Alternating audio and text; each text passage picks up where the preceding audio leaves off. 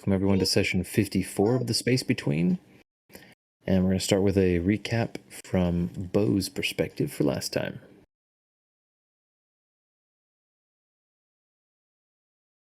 Bo's recap. Well, I reckon I finally got to come clean about things to Eva and the crew. Jerry and Zeke went to give her a book report about her time in Strya, probably titled, "I went to Strya and all I got was this lousy trauma, knowing her." Meanwhile, I did her a solid and kept Eva distracted and away from all the bigwigs. Actually helped me out too, I reckon. Needed her thoughts on some gun mods. Though that almost gave away my other plans when I left them laying out and old Poindexter showed up. Didn't have the actual page out, but I wrote on all the others hard enough to leave imprints. Thankfully, only Eva saw them. She's about the only person who wouldn't notice because of all the wiring schematics and such on. Managed to play along well enough to keep her and old Daisuke distracted. Eva and Zeke made it back for us to talk plans. Decided we wouldn't go back to Strya long term. Seems like everyone has other things in mind. I guess Petey certainly does. What with his brain scan revelations and such. I think he went and talked to Cherry about it. Funnily enough, we're heading back to see old Monkey Feet again. Finally getting used to that weird body of his. Though after that, reckon I gotta come clean, talk to the crew.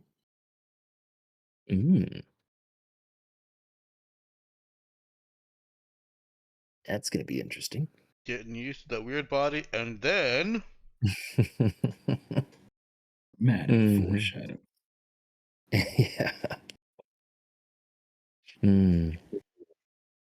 All right, so last session we had left off with you heading back into Orion's flat and getting a little surprise in a new body that he's wearing with glowing eyes and hair stood on end and everything. Talking in your minds. And Pete's a little wigged out by that. Because he's a robot. As he should be. So, yeah, we left off with him just having greeted you telepathically and said something to the effect of how much you have to talk about. I think Eva is excited. Almost to the point of squeaking.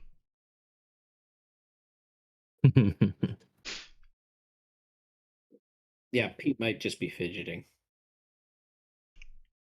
I think Eva will let it out. She interrupting whoever's talking, says, "I knew it was possible. Psychic AI. Yes!"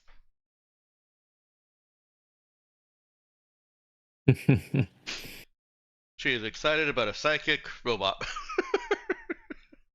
Well, psychic electronics.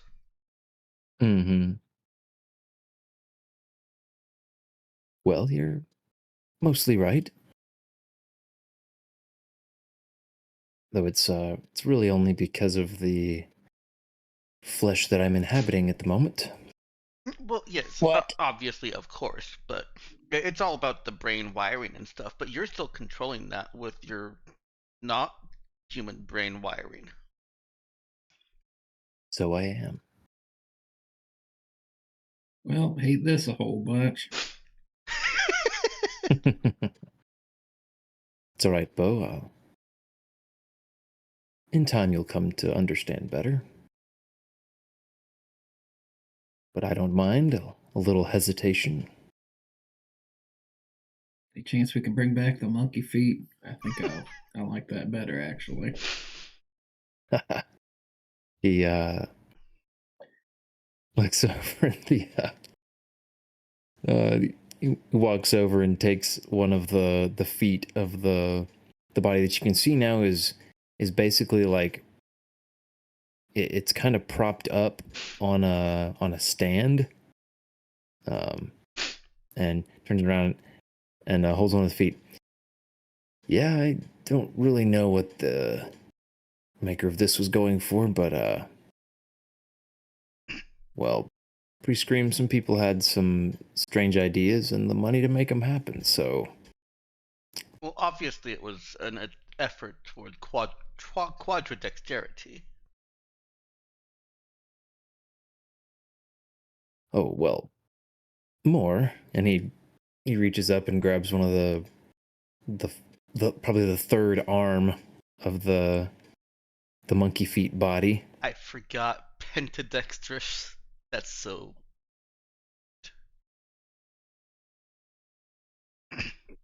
um,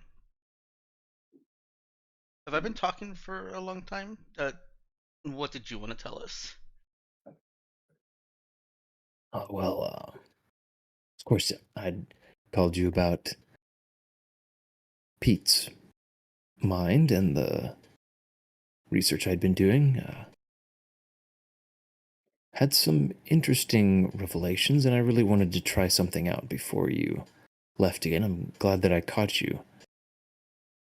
Um, I have my suspicions, and I could tell you, I'm a bit concerned about getting your hopes up or down. Actually, I'm not really sure what you're hoping for.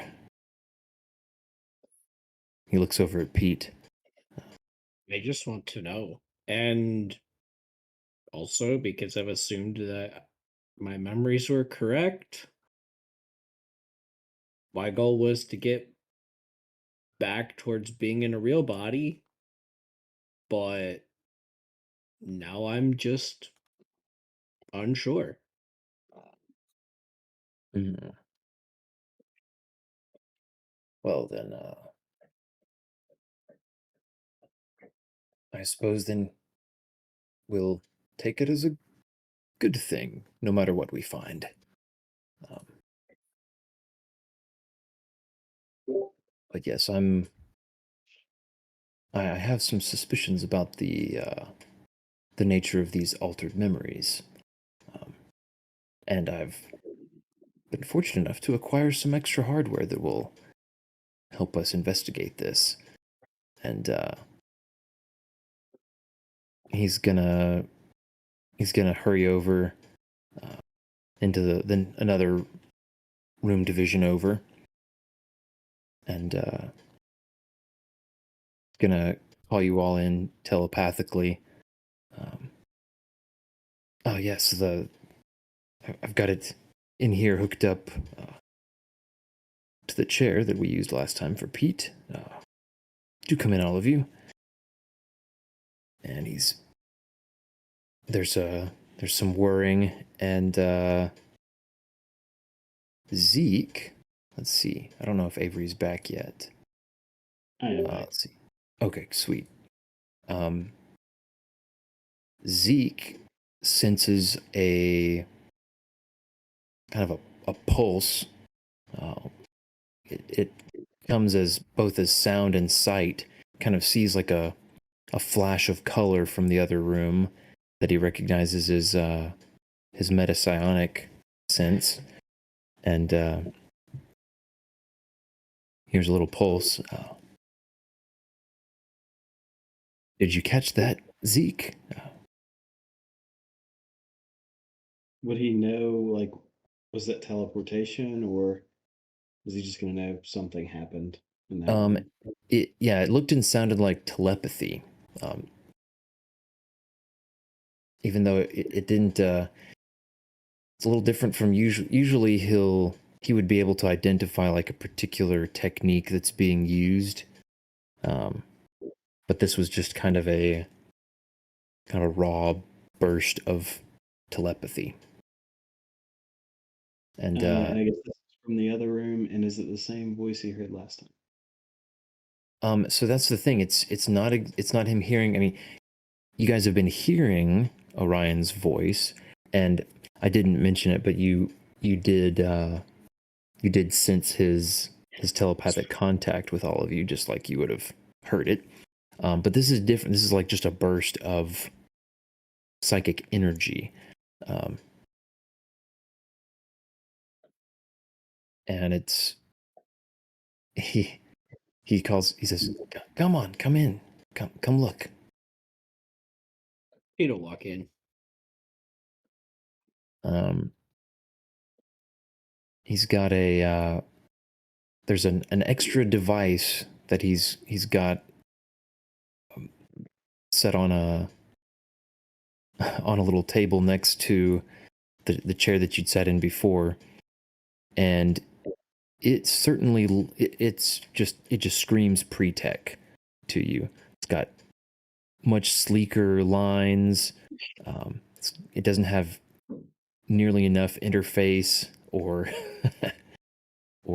bulk for I was so wondering if his memories from pre-tech times were going to be used to go get some more pre-tech goodies at some point. I really wonder if that's what's happening. Could be. But and he's holding kind of what looks like a headband. He already had on the chair hooked up to cables that are going to various machines around, the same kind of stuff that he'd used before to hook up to Pete and analyze some of his VI brain waves and stuff. This is something else, just a sleek little headband that has a faint pulsing light at the center of it.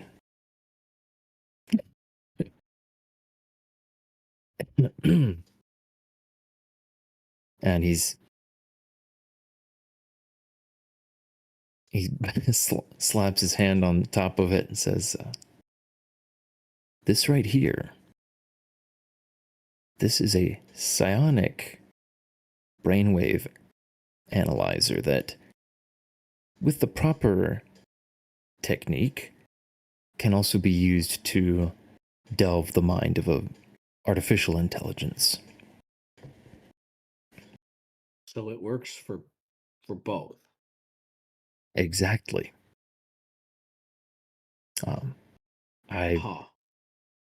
Yes, so of course I should explain. Typically, psionic abilities, techniques, disciplines that can be targeted towards humans, sentient beings, cannot be used on artificial intelligences. However, with the proper training, a metapsion who undertakes as I said, the proper training can learn how to alter and tweak, I suppose you could say, their abilities to also interface with artificial intelligences. I've heard of biosonics even learning to mold metal and shape circuit boards to effect repairs on artificial life with their powers. It's quite remarkable, really. I don't think I even fully understand how, but I have been eager to try it out. There's a well actually on the tip of Eva's lips, and she shuts them.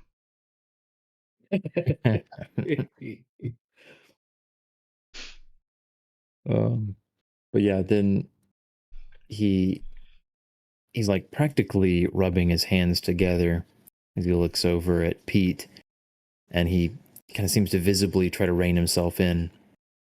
Now, I assume, although I should not assume, let me ask, Pete, are you willing to allow me to try to use this to delve your mind? Pete will just look at him for like a pregnant pause, long moment, and say, "I'm assuming we don't know the side effects or problems that could arise. Yes, I want to know. Go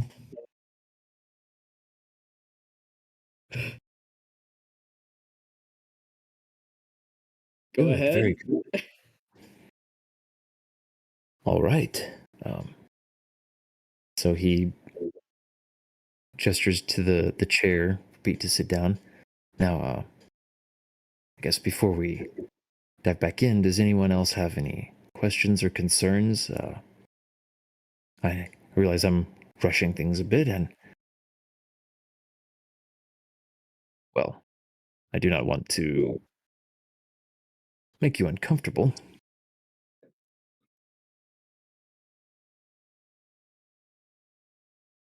I don't know. I guess we're just going to be a little bit weirded out by this. Maybe, I don't know.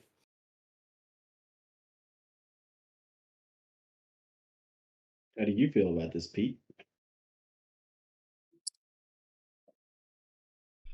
I mean, anything's possible with pretext stuff, right? Are there any precautions you want us to take? I mean, is a backup possible? He'll glance at Orion. And would that even be a valid question for someone like me? Well, you see, it has been theorized that with the proper. He trails off and glances back down at Pete. Well, sorry, that's not exactly a helpful response. No, not exactly. Then let's just rip off the band-aid, I guess. Are there any like safety shut-off measures or protocols? Zeke could probably oracle a question about what might happen if we go through with this, right? Yeah, he could. Feels like a logical thing to do. Yeah, sounds like. So he's going to do that. I guess the question is, what would happen if we let Orion complete this modification? Okay. Let's see. Complete this modification? You mean just like use this device on Pete? Yeah. Okay. Let's see then. Okay, most relevant minute.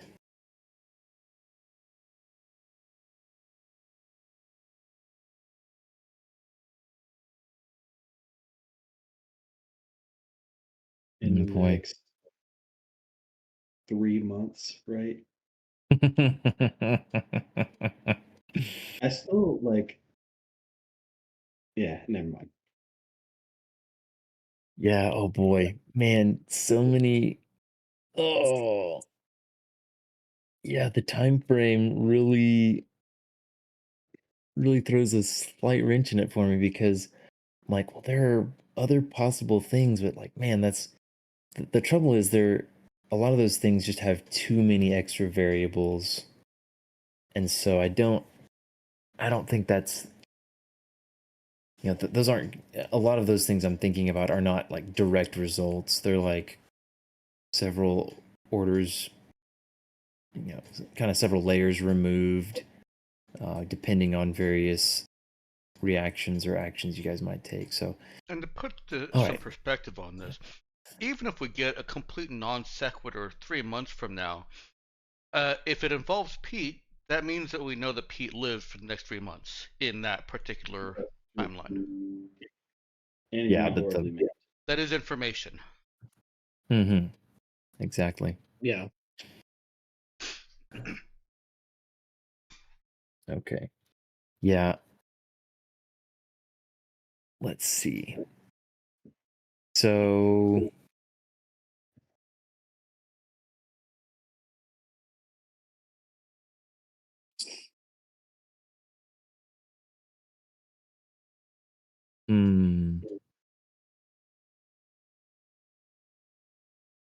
Yeah, I think here's what's gonna happen.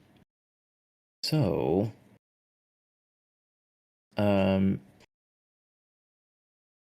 Zeke gets a vision, and it is of, um, it is of, oh boy, I'm trying to see the control is here. I'm trying to think how the other people in the scene would be acting in this situation. I don't want to over or undersell it too much. See, but if it's far enough out, like you could argue that free will and they do something different anyway when we get to that time. So Yeah. Yeah, there's always there's a bit of fuzzing in the reaction. So maybe it would also probably serve me not to get too much into the actions or reactions of other characters. Um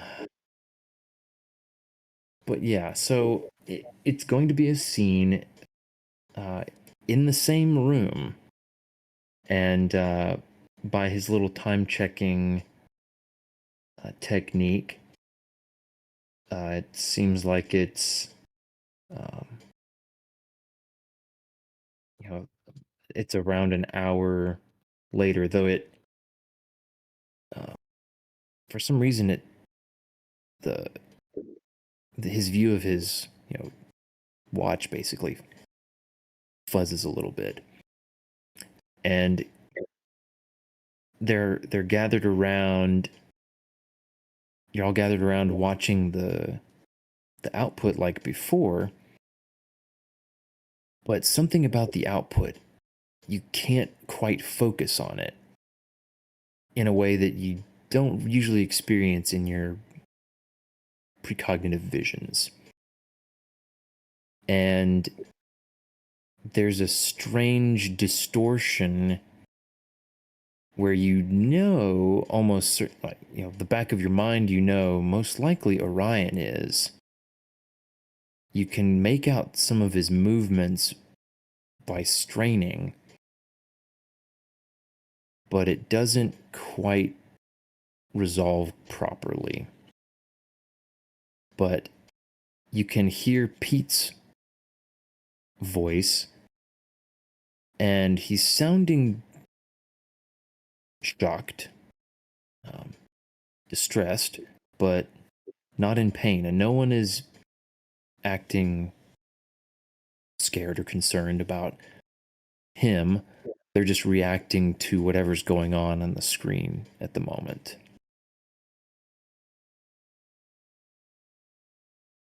And that's as much as I'm going to give you this time. okay. But he comes out of it slightly confused, because he's never experienced that some of those distortions and fuzzing before in his precognitive visions. Yeah, that's conflicting because on one hand I want to be like, something's not quite right over here with this Orion guy, but he's in the room. Mm-hmm. And as soon as you finish that and kind of come back to your present senses, Orion will, his eyes are locked on you, and he says, Zeke, are you all right? Probably would have been good to let me know before you did that. I hope it didn't bother you too much. What was that? Yeah, I suppose you oracled something to do with me or our little experiment here.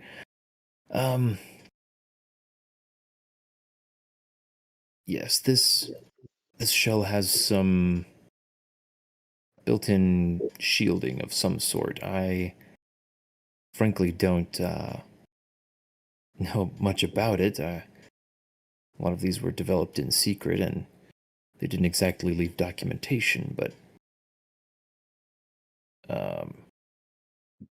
seems that something about the shell tries to interfere with telepathic and precognitive abilities that are used against it. I'm not entirely sure how it even manages to, well, I suppose detect or know that something is being targeted at it precognitively. Those are vastly different disciplines, but I don't think it would be helpful to digress into psychic theory at the moment, but Well, if your objective was discretion, that shell is not doing it for you. well, no, indeed not. He tries to run a hand through his hair and just kind of like gets that staticky sound. No, one of the unfortunate limitations of such shells is something to do with the excess energies. There's no way to use psychic powers subtly in such a shell. And Well, it makes you feel any better. I wasn't targeting you. I was generally checking in on the future where, oh, we used this device on Pete and it seems like everything was fine other than the headache you've just given me. well, I'm glad that it didn't do anything to you. I haven't had much opportunity to, well, experience that from this side, and none of the psychics I have access to are exactly interested in experimenting with it either. They might be a little intimidated by it, but why don't we give it a shot?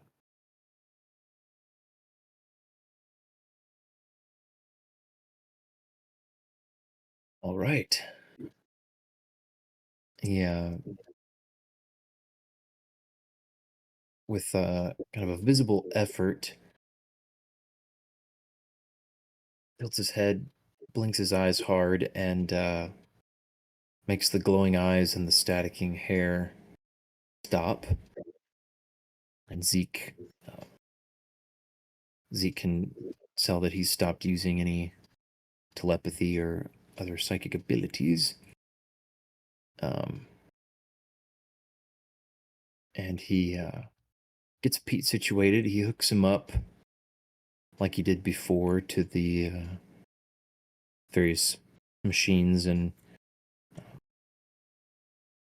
monitors that he had for the experience before, and you start getting a faintly static output up on the wall.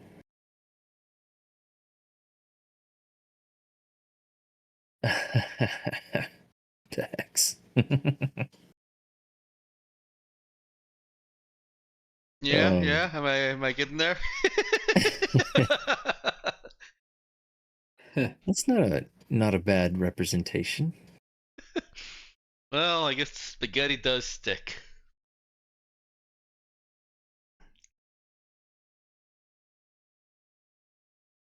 We now have Cthulhu, Orion.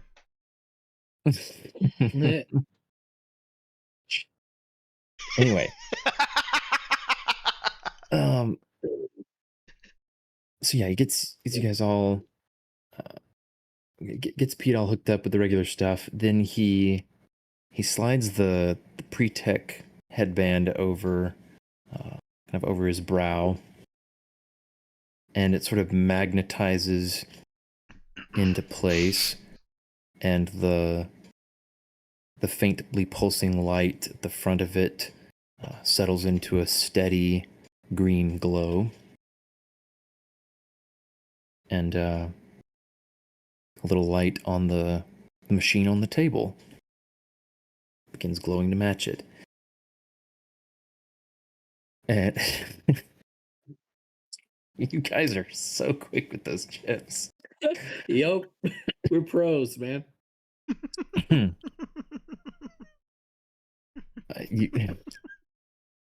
Yeah, I was as I was about to say, Orion closes his eyes, focuses. Zeke sees telepathy and metapsionics connect Orion to the machine on the table, and then also to Pete's headband. And when he opens his eyes again, they match. They softly glowing the same green as the headband in the machine on the table. Possession, huh? Possession. Why would you jump to such a conclusion? Because of the obvious. Linked glowing eyes? Come on. Hey, Pete's eyes aren't glowing green yet.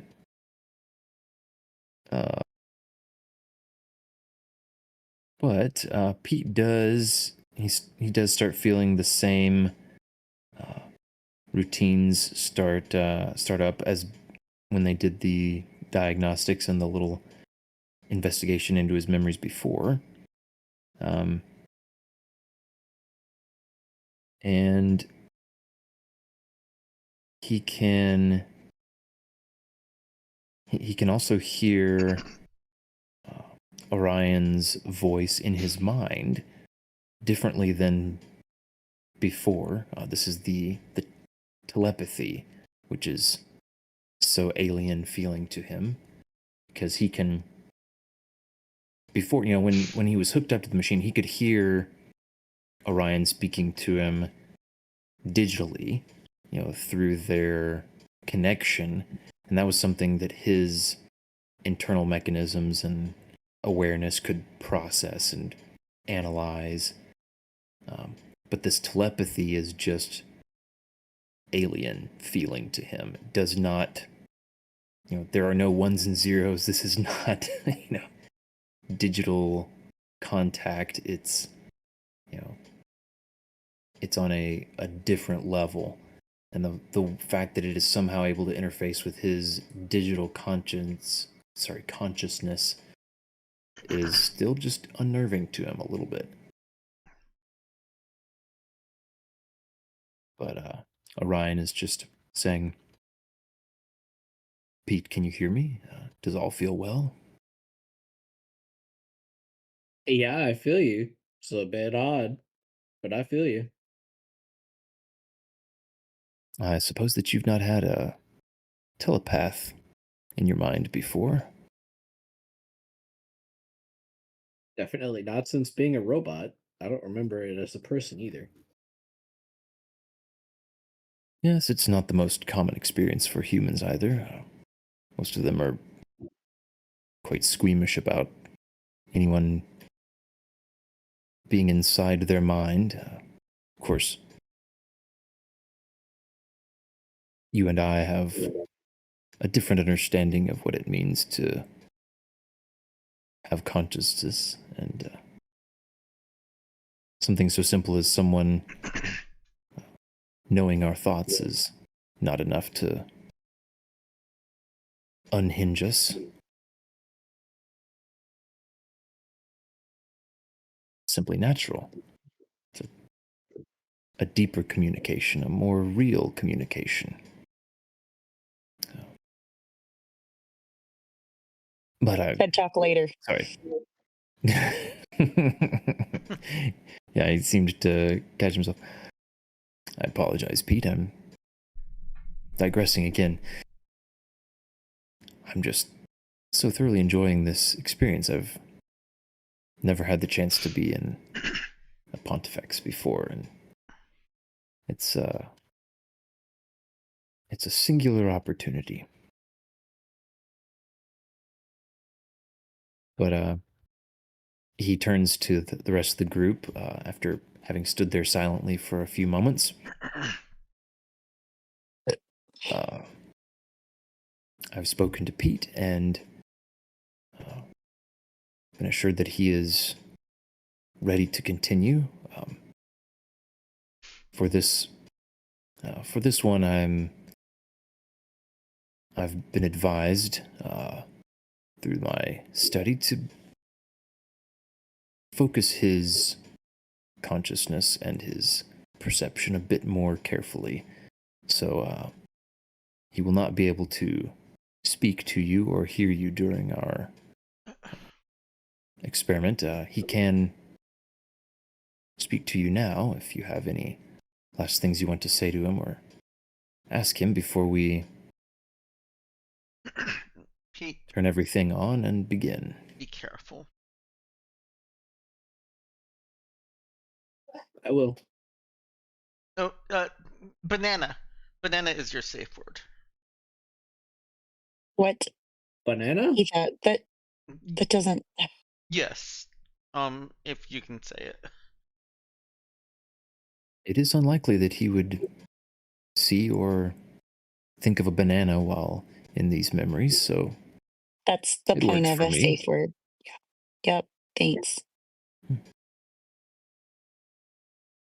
Yes, I'm familiar with the concept. He'll be able to communicate with me while we're delving his mind. Okay.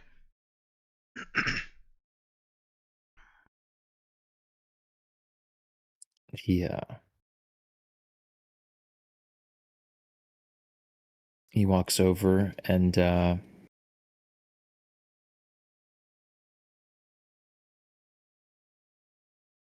stands at the, kind of at the head of the chair behind Pete, and you see him slide his feet into little restraints on the floor behind Pete's chair, and he puts his hands on a couple of handholds on either side of the headrest of the chair, and grips tightly. Pete, I'm ready.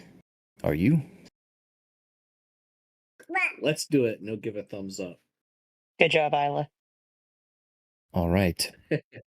He'll close his eyes, and several of the machines around the room will start whirring more loudly, switches clicking and lights coming on. The restraints on the chair will spring out and clamp onto Pete's arms and legs, and one holding his head in place on the head of the chair, and a set of clamps will come out and latch onto Orion's wrists as well. And Orion's voice will echo in each of your minds. And now we begin. And the screen, there's basically a large television screen in front of you all that's going to display what they're seeing and what can be translated into the visual spectrum for the rest of you. And it starts with a flurry of images that you can kind of make out what looks like sort of a grungy street and alleyway. Some flashes of some sort of scuffle, maybe a fight, and there are all sorts of visual artifacts going on with the feed,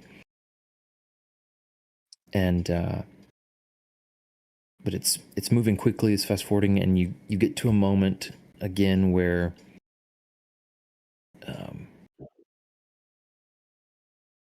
the view is looking across a desk at this man whose face is still not incredibly clear, but it is, you can tell that it's a middle-aged man, graying a bit, balding, not a fit man. Seems fairly seems to have been aging somewhat poorly so far, but grinning defiantly back at the viewer. And along with the previous visual artifacts, the view starts to kind of split and distort as you're also seeing the view from a different angle, looking down at the seat that the other perspective is coming from. And this is what Pete had mentioned in passing about, remembering looking down at his own, human corpse, basically. Except that this is looking down at himself,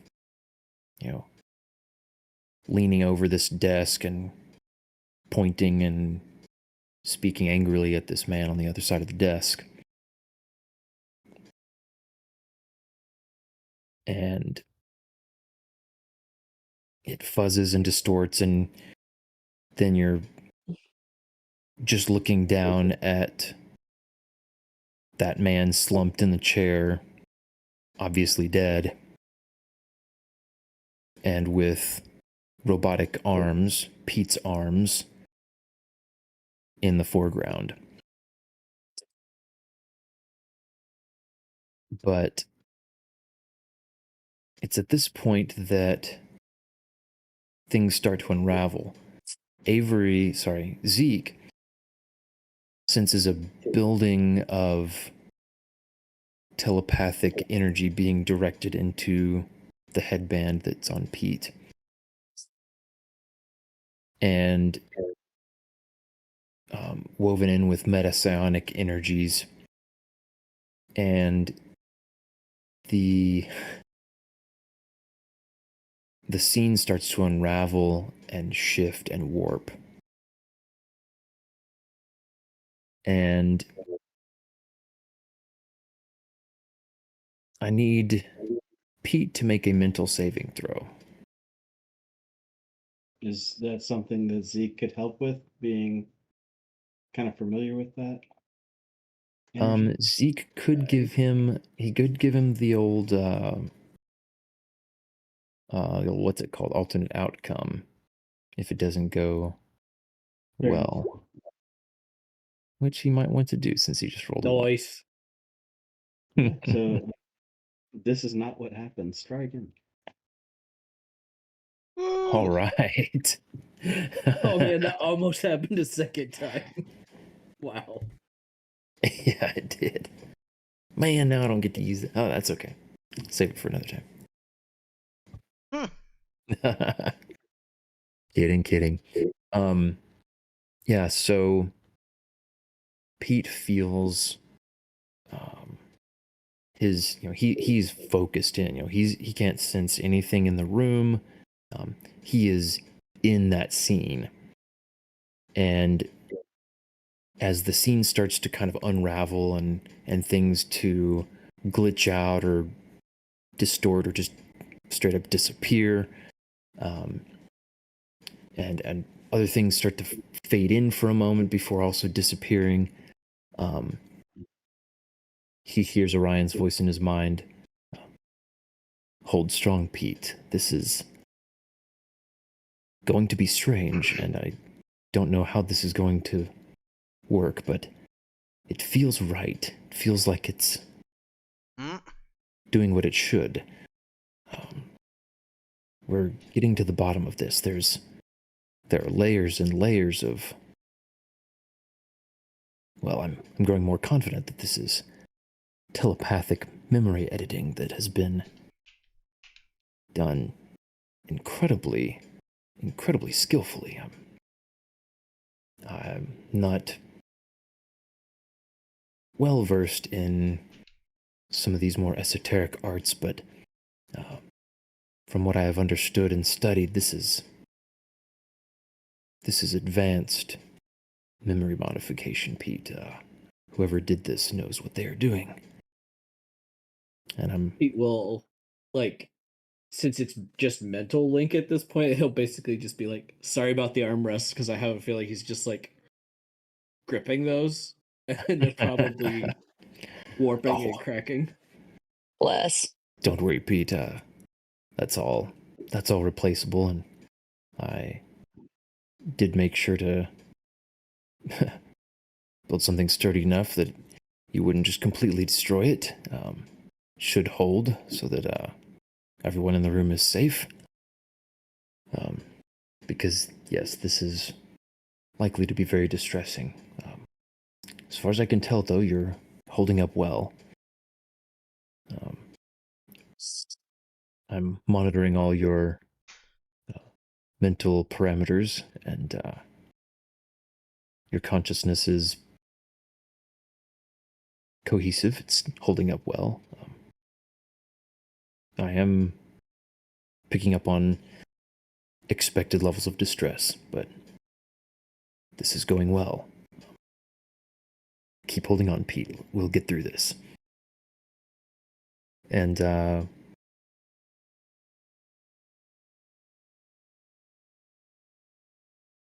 what's going to happen next on the view screen here is it's pretty bizarre, but the whole scene basically is just going to, piece by piece, fall apart, dissolve, all kinds of different ways, and it's going to reassemble bit by bit into a scene where he is the view is sitting in a chair at the same desk, staring at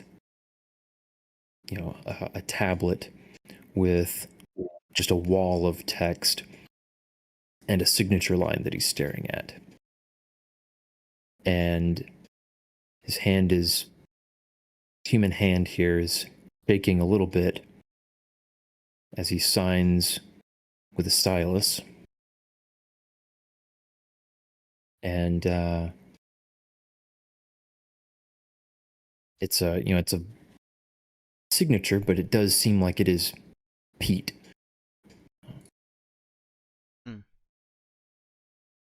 And his even his last name, Mercury, does come through. Does it look contemporary or does it look older than that? Like contemporary to their lives or older? Contemporary to their lives? What do you mean? Like recent Like, events? does this, yeah. Yeah. Timeline Would he wise, see does something that fit? would make him go, this doesn't fit with what I know to be current? Oh, got you. So it actually looks like, so the scene, a lot of the kind of the background of that other scene, the room, the office, the desk and everything seems the same. And even the person on the other side of the desk, as the view glances up slightly, looks like the same person in his memory, but very different demeanor. Calm, smiling, reassuring.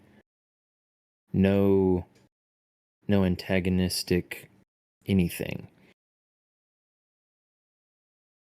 And as he finishes making the signature, the man, takes the tablet back, hits a few things, and then you see the person, Pete, apparently pull out his comm pad and see a notification for a pretty hefty transfer in his benefit.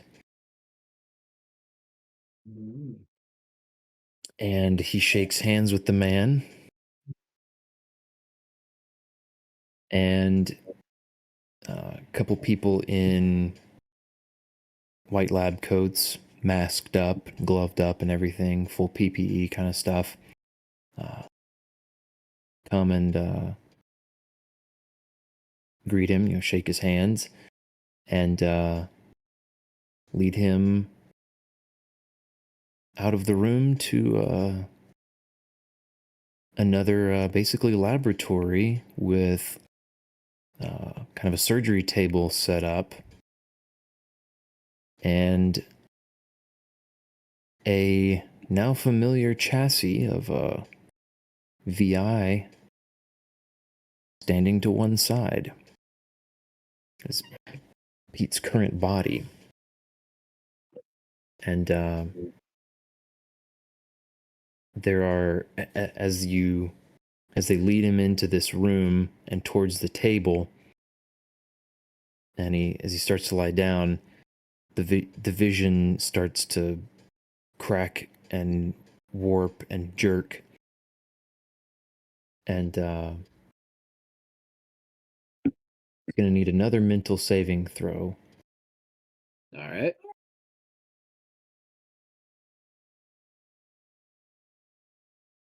Woo! Nice. Woohoo! So everyone watching who's seeing the view, of course, they also see Pete's body kind of do a jolt, and he strains against the restraints. Hears some creaking of metal and scraping of metal on metal as his body kind of tries to rattle out of the restraints a bit. But Orion was well prepared. He doesn't break free. And the scene continues. And as he lays down on the table,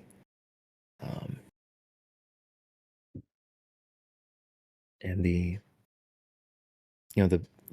masked up and lab coated people strap him in and doing various preparations.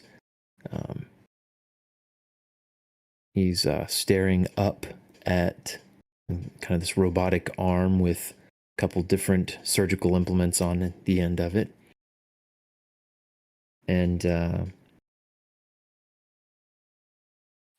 last thing you see in the vision is as it starts to fade to black, and you can hear faint voices, kind of garbled, trying to sound reassuring, it seems. And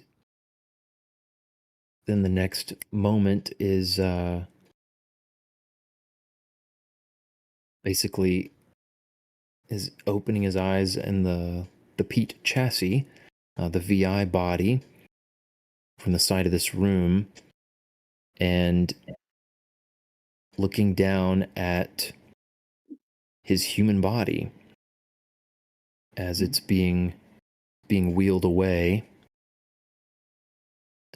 There's a kind of a medical sheet over it with some blood stains over the head portion of it.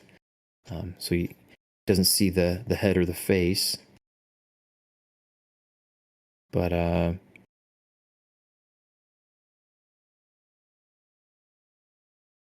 this point,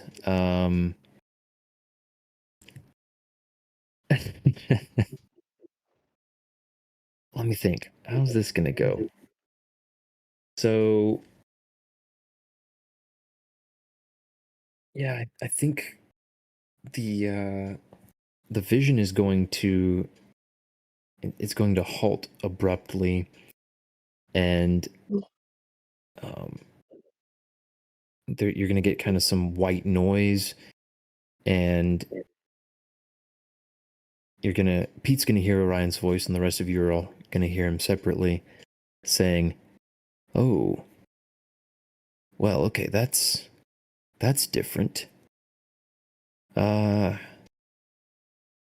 Pete, this is not telepathic tampering anymore. This is something more human, more natural. I suppose this hasn't been studied in VI or AI minds, but give me a moment. I need to probe this." And It's called a memory. You mean? say what? Like I'm mentally blocking it, you mean? I believe so. I should remind you, as I'm sad to admit, I am no expert with this, but I'm getting there. And yeah, he takes he basically goes silent for a couple of minutes, and that those of you out in the room might actually hear an increase in the base level of noise coming from other parts of the the condo as various processing units ramp up into overdrive. How much of the last bit that Ryan said did we get to hear? You heard all of it. Okay. Well, then Eva will quite helpfully offer her boundless knowledge to solve this problem for him. Nice. So yeah, Orion would say,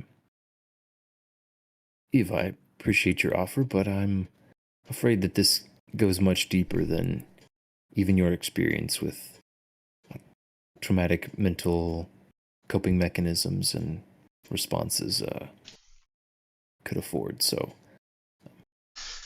and I'm busy processing and analyzing as much as I can. Excuse me. Pardon? His verbal responses actually are slowing down. Eva's just wringing her hands. That's a lot of processing power to slow Orion down. Yikes. Yeah, and after about a minute and a half, the background whir comes down a couple notches, and he opens his glowing green eyes again and says to everyone, as well as telepathing to Pete, yes, from what I've been able to study and check, this does read very much like a traumatic shutdown, a blocking response that is, well, I think I could work through it. This is going to take a bit of time, but I'll need to tread carefully, as this is not simply a psionic leftover that can be unraveled and disposed of. This is an integral part of Pete's mind, folded in over itself and wrapped around itself, interwoven with things inextricably that I cannot simply remove without doing permanent damage. So this will be much more delicate. I'm afraid there won't be much to see or hear for a while. Well, nothing that you would want to see or hear. This could get very bad, visually speaking. Perhaps I should spare you all and shut this off. uh, well, what does? He hasn't said banana yet. No, yeah. It probably would come out garbled like blah blah blah. uh, You know, Yeah, little he- scrambled in the head.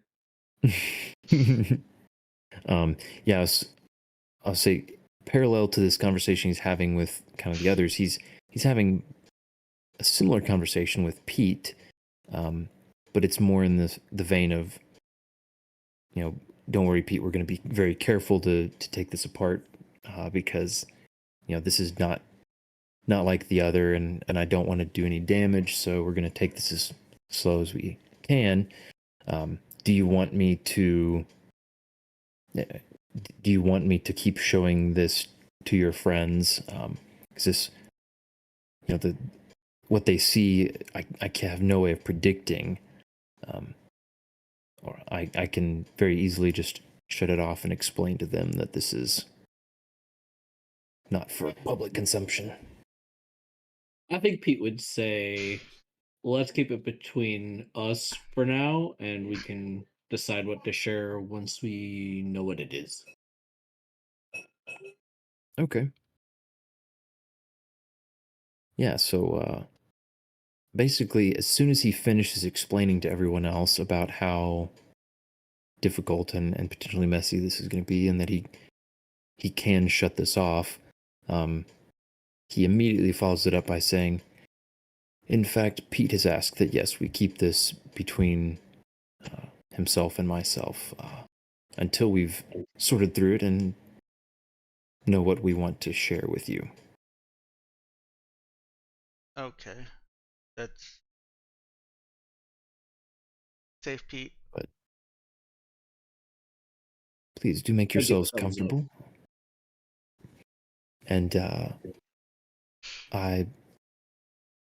if I don't have any food in the refrigerator, you can call down and have something sent up.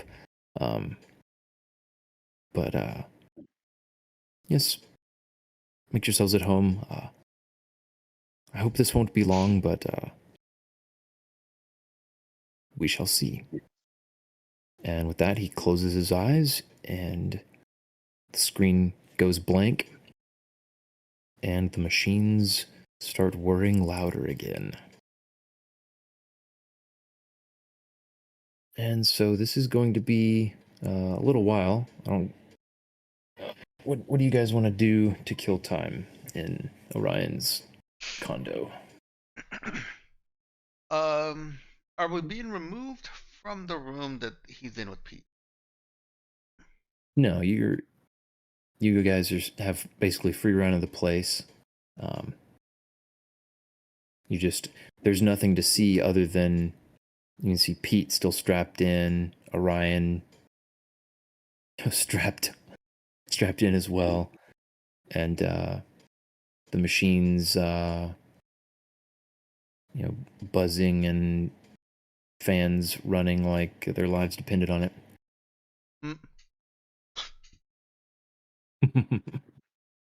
Unless somebody drags her out, Eva is going to plant herself right here.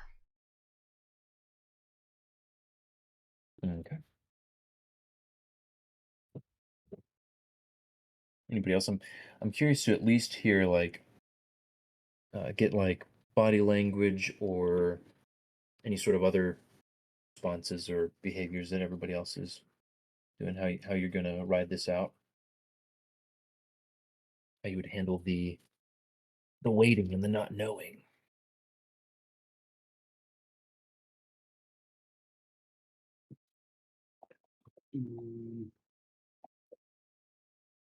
Any volunteers, or do I need to call out names? I guess Bo will wait like it's waiting for a surgery or something, hearing the results. Just kind of sitting there, and he's like, well, I don't get room service while Orion's busy picking Petey's brain apart. What? Worse bedside manner than a doctor, but okay, you'll take it. It's his favor, I guess. He Eva said, starts to argue that that's not what he's doing. I feel like Zeke's probably in good spirits, just staying relatively calm. I mean, he hasn't seen his vision play out fully yet, so he's pretty confident it'll end well. Mhm.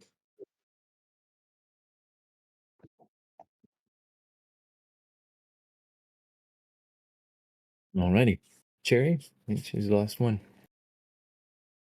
She's trying to pay attention, but finds what she's been seeing extremely disturbing. So she's trying to keep herself engaged, but she's also taking notes.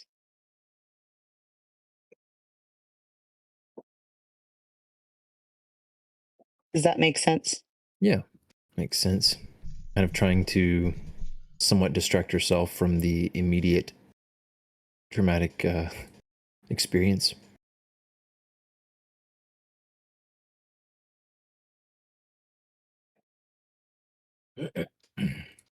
Alrighty then.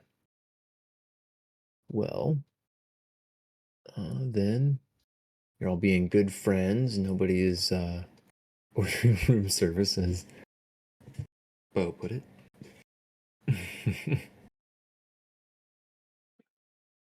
And yeah, I think for Pete's experience here, this is going to be in some ways less less bizarre and unsettling than the telepathic, unraveling and peeling back layers of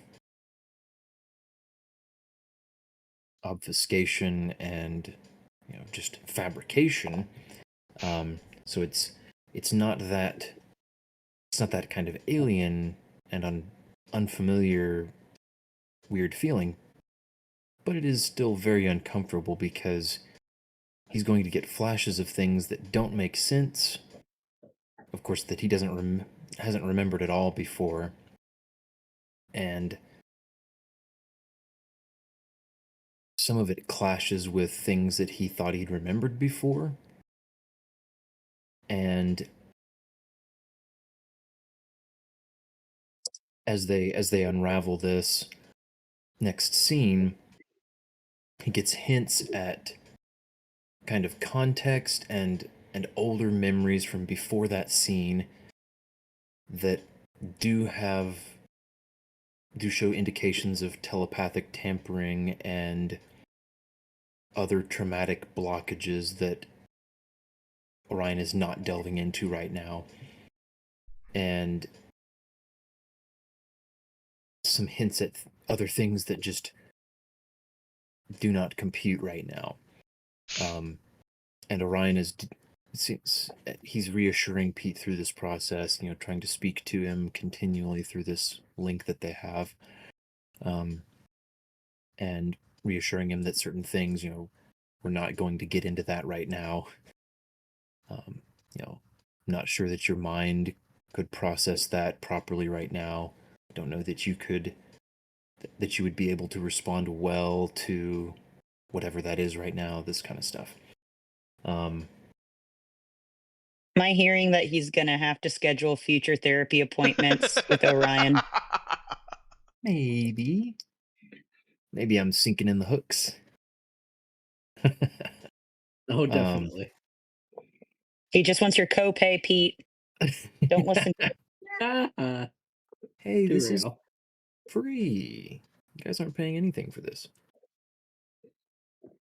The first But hit is anyway. always free.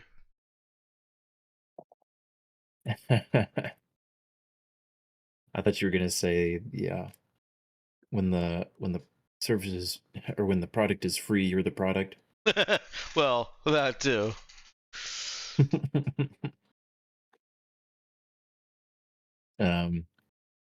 Well, yeah. So, without getting into any excruciating detail of all that stuff, um, it's about another 45 minutes before Orion perks up again. I think someone's definitely gonna have to do something with Eva. I'm sorry. I know Eva demands fine. a lot of you guys, but I can't justify her willingly leaving the room, and she's not doing well in the room. So, about how long is it until her first a bit of reaction that warrants a response from the Well, crew? I'd say it, she goes maybe 10 minutes before the equivalent of "Are we there yet?" But more so from like a kid that's worried that the car is gonna crash every time a seagull passes. Instead of just somebody being. I realized I picked a bad analogy and I tried to correct it. No, that's a great analogy. That's actually an amazing analogy.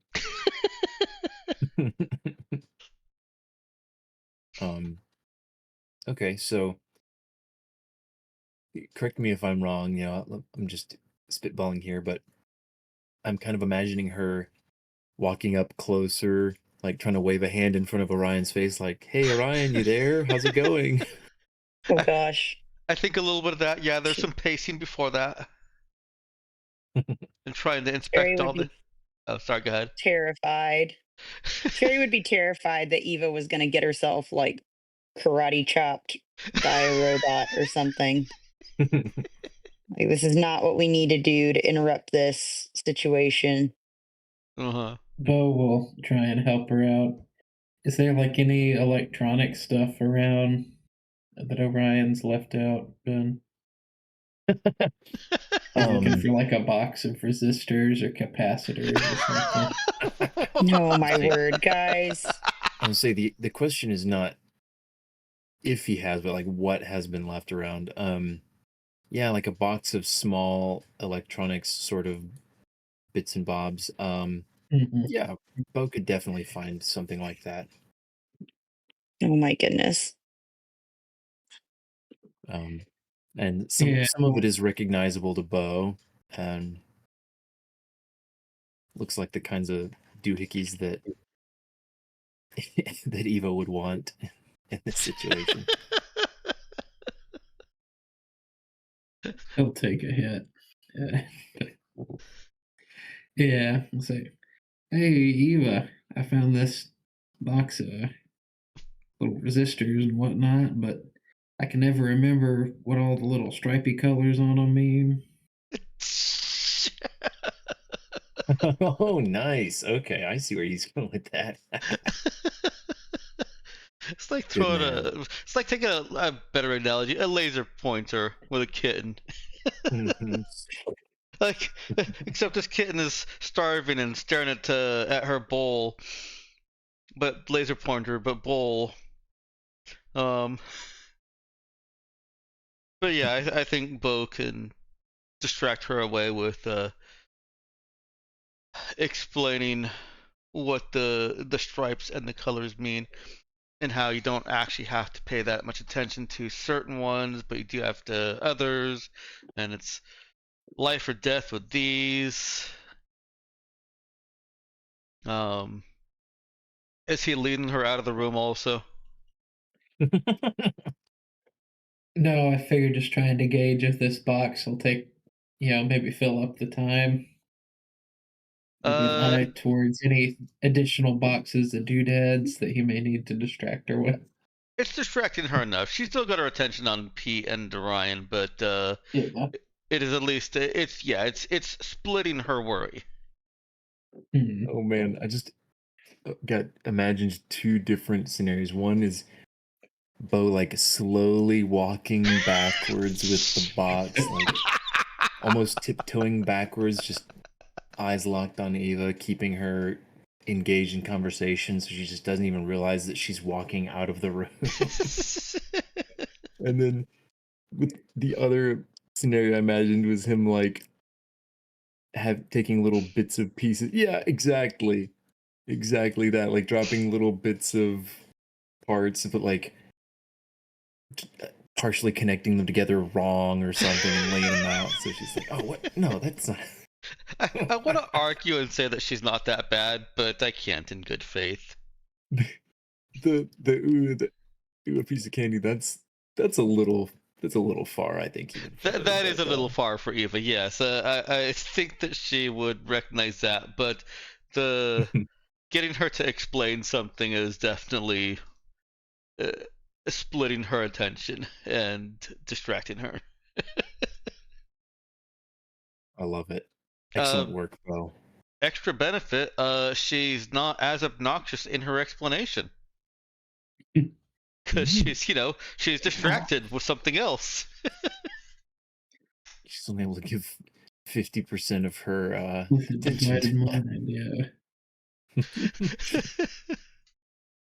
Oh man. Alrighty then.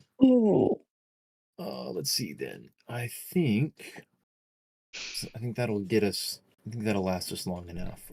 Bo is Yeah. able to keep her going and keep different points of conversation going. So yeah, Orion snaps back out of it, and lets you all know that he and Pete are. Oh well, I guess let's see. I'm trying to think how to. Robert, do you? I'm trying to think how to do this because he would tell Pete, or Pete would kind of see some of this beforehand. But I don't know. I don't necessarily want to have to like try to type out and explain all of the scene. I guess I could give you kind of the gist of it if you wanted to decide whether or not Pete would want to share this with the crew. I mean, I assume he eventually would. It just may be starting in like more vague details. Okay. So I'm fine with the players hearing it too. That's fine with me. Okay. Yeah, role playing wise, it would be a little maybe smoother and definitely simpler if I can just kind of like reveal it all to all of you together. I just wanted to give you the chance in case you were like, yeah, please give me the gist beforehand so I can decide if Pete would want to keep this to himself for now. But yeah, if you're good with everybody seeing that does simplify it a lot. Yeah, I'm good with it. Alrighty then. So yeah, Orion comes up and lets everyone know, that he and Pete have they've made some progress. They've gotten, I think, some important information, and there's they've got something for you all to see, and as soon as you're ready, I'll bring the screen back online and show you this scene.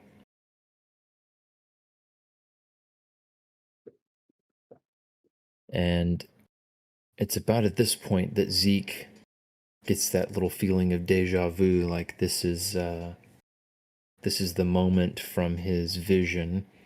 And everybody's actually, they're even standing in the same places in the room.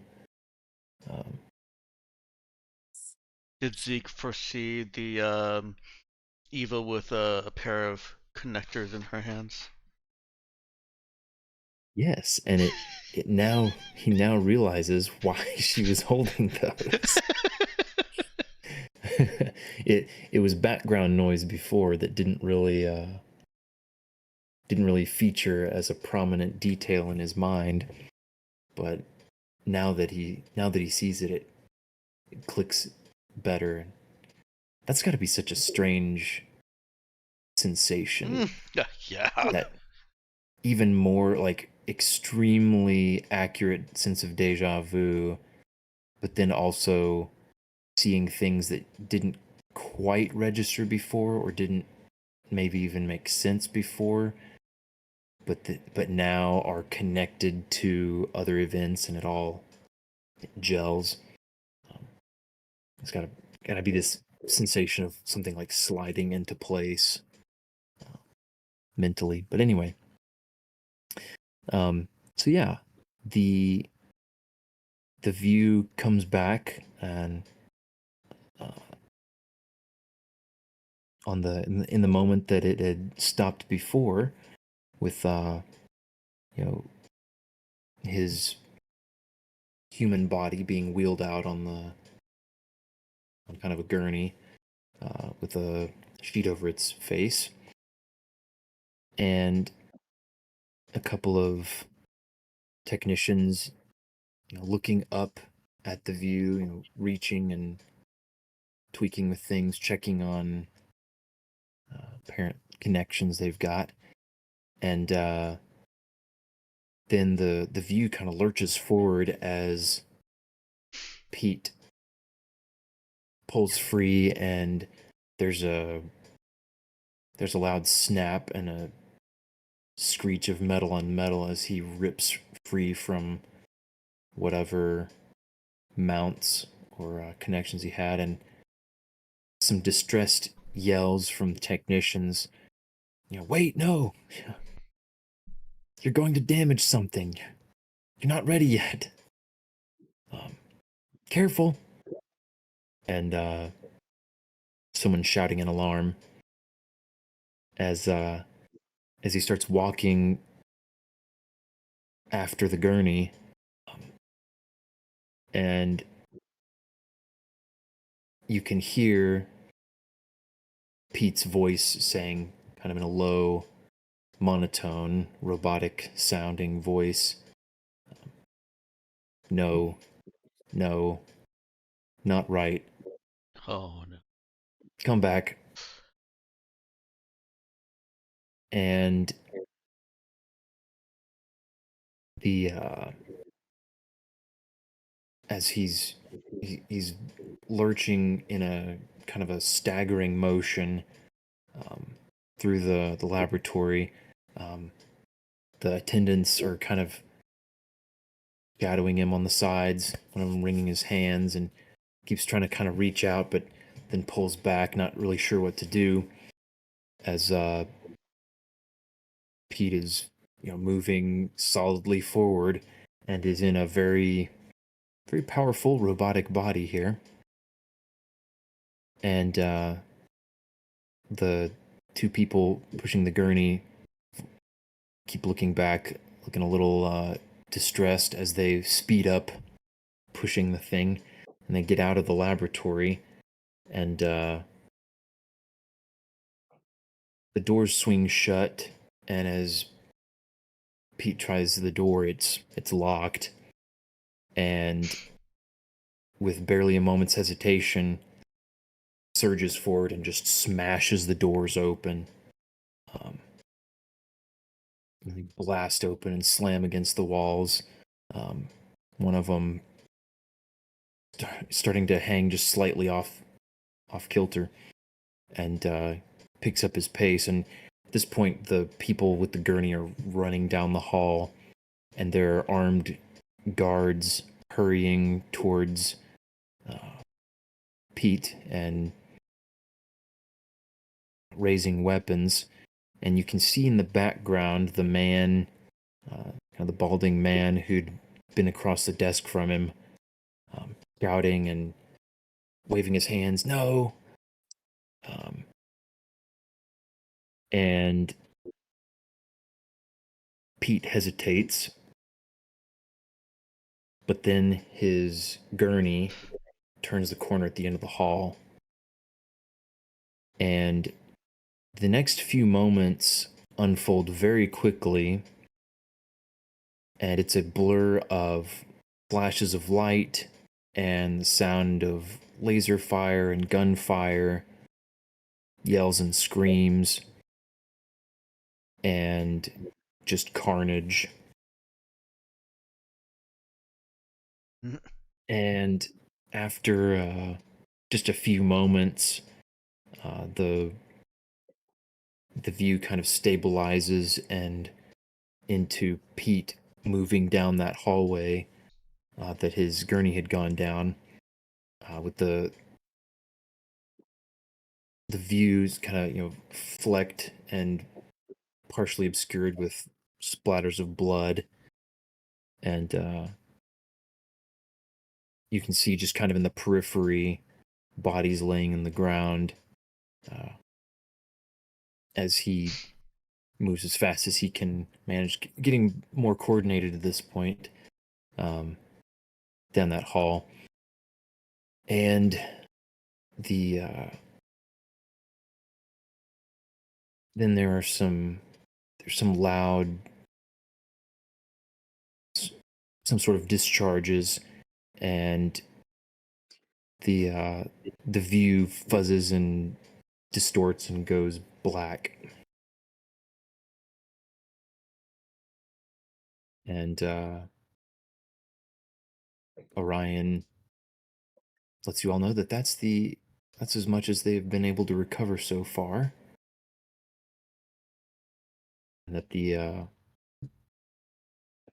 that memory is then connected to a lot of other distortions and obfuscations.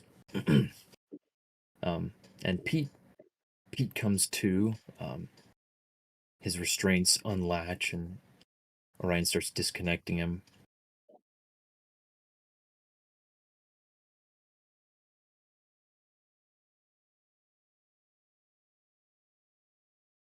That's the closest I've come to a headache in a long time.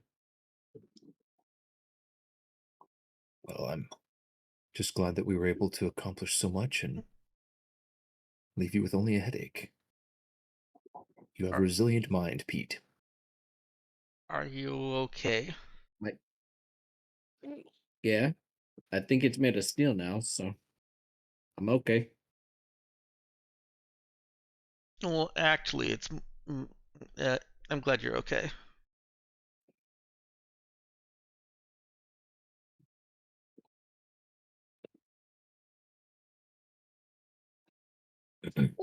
I'm glad everybody else is okay too. Yeah, Orion will speak up and say,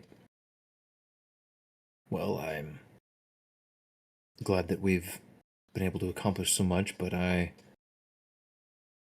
unfortunately cannot do more today. In fact, we should be careful. Everything that I have studied and discovered about this technology, it indicates that prolonged use and repetitive use in too short a time can have very unfortunate consequences. We will need to give your mind plenty of time to recover and process what you've learned, and incorporate the newly uncovered memories, and heal the wounds on the edges of those connections. I guess this confirms your theory, though, that this would be Maltech of some sort. It does. And I apologize for my enthusiasm on such a sensitive subject for you, but I am fascinated by it and quite eager to learn everything that I can about it. I'm not sure how much more we'll learn from your memories, as it appears that your time in that laboratory was brief,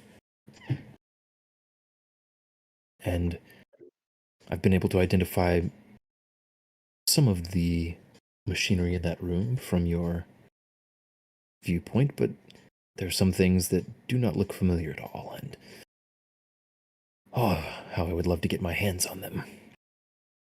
But that is, well, I do not appear to sound insensitive, but of course your mental recovery and well-being and wholeness are more important.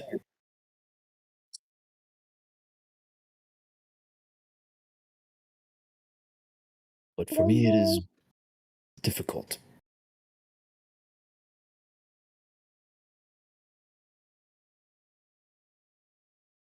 He looks a little bit like Eva does when she's trying to hold herself back from going off on a tangent. Oh, I'm Almost sure he physically. does look like that. Yeah, almost physically bursting at the seams, wanting to say things that he knows are not exactly appropriate in the moment. But he'll say, suffice to say that wherever that memory took place, oh, how I would love to be there. Well, hopefully it would be in a role of helping to shut it down. Be quiet. Yes.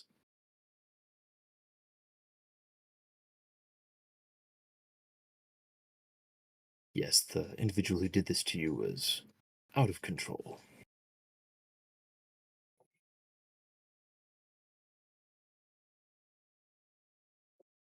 And yeah, he'll say, please do stay in touch. I know that you have other things to do and travels to make, but whenever next you're on Nuda, at least in the next week or more, I believe that a week should be enough to allow your mind to process and recover. We could at least take another look in a week. Well, perhaps we can find some signs of where this lab might be. Wherever it is, it needs to be stamped out. Oh, I can Do you help with have- that.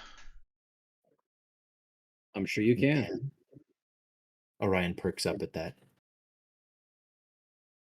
Do tell. No, oh, I'm very good at researching things.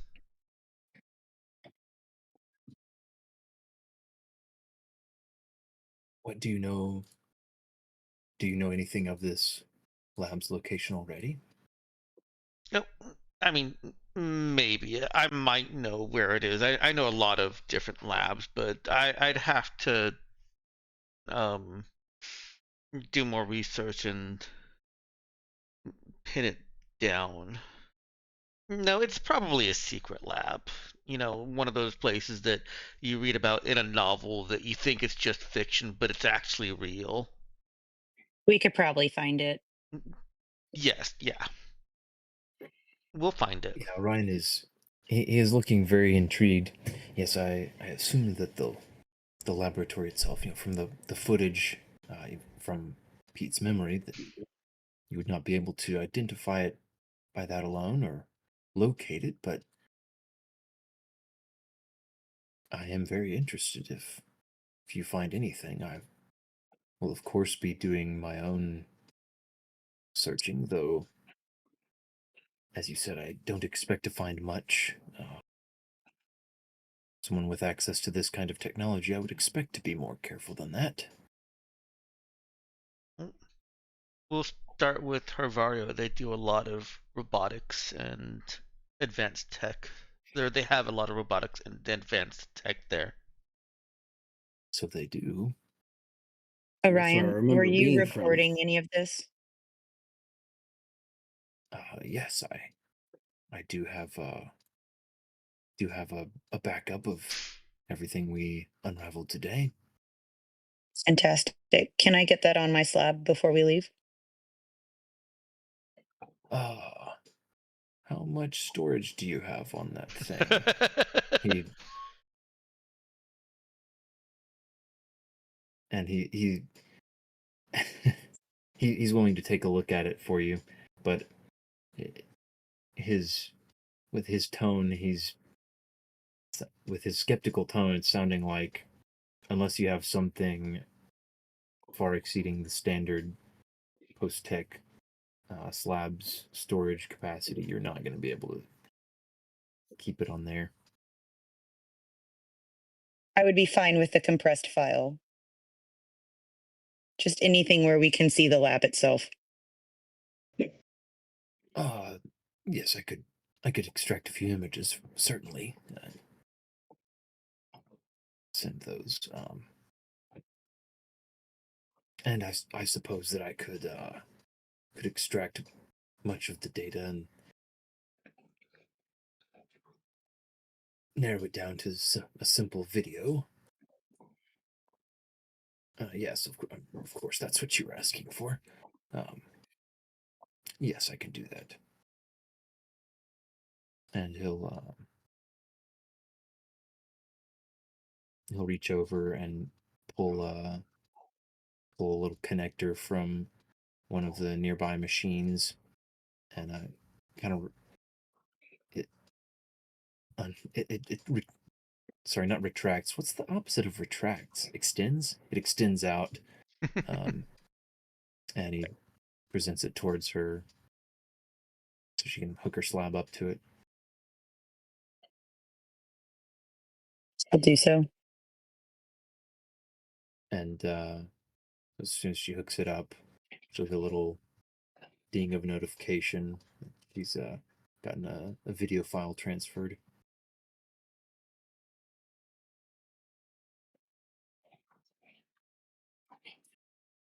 And yeah, then I think that'll do it. And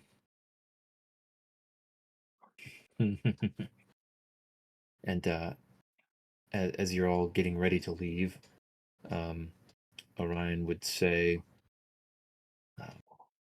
you mentioned searching on Harvario. Now, I wouldn't want to presume, but if perhaps you have room on your ship and are willing to take me along, I would be willing to aid in the search for this laboratory and in the efforts to shut it down.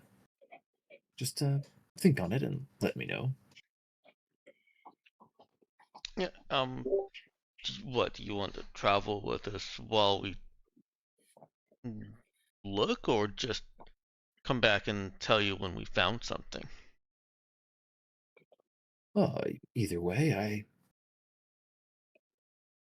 I suppose I imagine I could be helpful in the search, and well, once you find it, I doubt you'll want to wait and come back to tell me before doing something about it. So, Oh, if I it's were with you probably a already, highly secured lab. I doubt we would have staged an assault on it. why ever not? Um, That would be hard to Glances over at stop. Bo and Pete. Yeah, that's So- exactly what Pete was thinking. Like, what, you're gonna drag me back out? You have martial expertise, and I would be more than happy to join in such an assault. Of course. He pauses, thinking. I suppose I would have to consider what that might do to foreign relations, but he waves a hand. I'm sure that the council would be happy to disavow me. Hold on. I don't want to be disavowed. Oh, no. I mean, not necessarily. We wouldn't have to do anything that would get me disavowed. Mm-hmm. And us disavowed. Yes. Mm-hmm. Though I don't. He glances around at the group of you, thinking for just a split second. I don't know that any of you are officially affiliated with Loe Nuda. I mean, I suppose, of course, you're a citizen, but well, yes, yes, you might also be disavowed. Yeah. How about you allow us to talk about it as a crew and get back to you? Of course, and I meant no harm or to overstep by talk of disavowalment or assaults. Merely suggestions. Of course, if I accompanied you, I would be a member of your crew and subject myself to the captain of the crew. He Oh. bows slightly in Eva's direction, a hand extended. And He's winning, Jerry kind of Danielle. looks off for a second. She's like, would you even need a bunk or a charging port?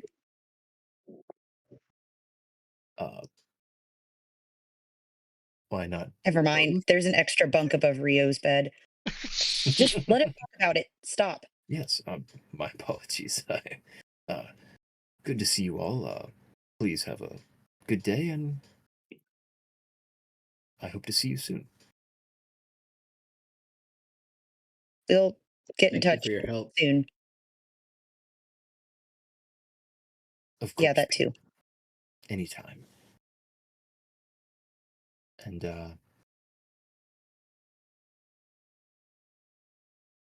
yeah, he'll let you all out and bid you farewell. Okay.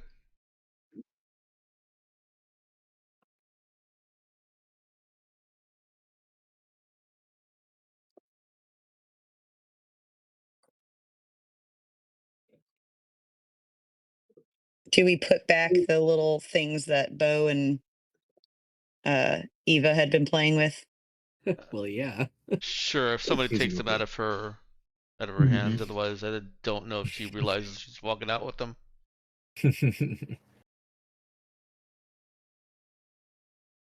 I don't know. I feel Right. like Pete would glance and be like, I don't remember those in your hands. Maybe put those back. What?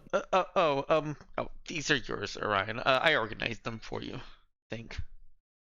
Oh, I think. thank you. He'll nod graciously at her and take the box. Cherry would shake her head and say, sometimes I don't know if you need a puzzle or a hamster wheel. Call back.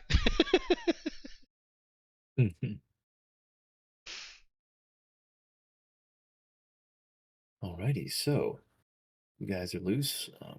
Hope I didn't take too long with all of that. Didn't drag it out too much, but yeah. It was just our entire session, so probably not. I feel like Robert has earned it. He's put up with a lot of Eva. Oh no, I enjoyed it. I just thought Ben's statement of "hope I didn't take up too much time with that" was funny. Yeah, Yeah, no, fair enough. tongue in cheek, Yeah. No, I enjoyed it, and honestly, tease up our next mission if we want it.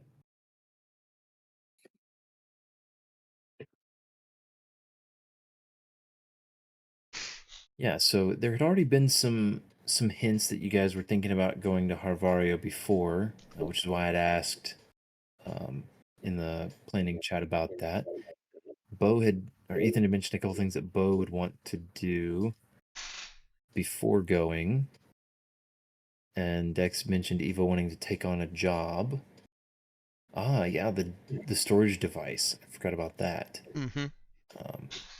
Eva's already on a hunt for any kind of references she could find to pre-tech. Excuse me. Adding mysterious pre-tech human robot experiment labs to the list of things that she's researching is just gonna get her put on more watch lists, but that's okay. She's already gonna get on them. She's a collector of watch lists. I mean, yeah, she probably was on some internal watch lists back home too. You don't She get someone like Eva and not expect her to look up the chemical formula for napalm and then post something about how to improve on it. exactly. Oh, what snuffing technology and hmm, Now, that how would have to been young. circumvent nuke snuffing, how to disable ECM. Yeah. Now that would have been younger Eva, who's was not as knowledgeable as she is now. So I don't want to say that all of her theories were correct, but they were still put out there. Guys, my NSA agent doesn't need any more keywords to tag on my account. So if we could just chill, that'd be great. Yeah, I'm imagining Eva running into government mandated filters or warning messages when trying to access certain things, like this is restricted information, need a such and such clearance to Hmm. poking around in the forbidden parts of the library. Good old trope.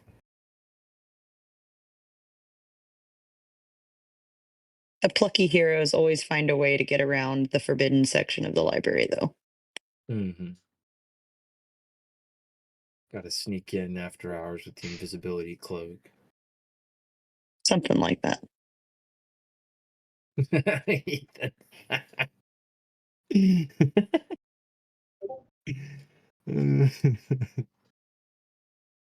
Oh goodness. Oh, Clippy. Seems Oh. like you're starting a Maltech lab. Would you like assistance? Yeah. Oh man. How to start a Maltech lab. Mhm. All right. So yeah, it's 11. We've still got a bit of time. What do you guys want to do? You want to talk about kind of a sort of a mission you'd want to take on that gives you an excuse to go to Harvaria and an official reason to obscure your true reason? That makes it sound dishonest. Eva actually does want the job to go to Harvaria. Well, yeah, you do want to make money. Yeah. Cherry would have already started looking up different possible jobs similar to the ones they'd already taken to get to Havario.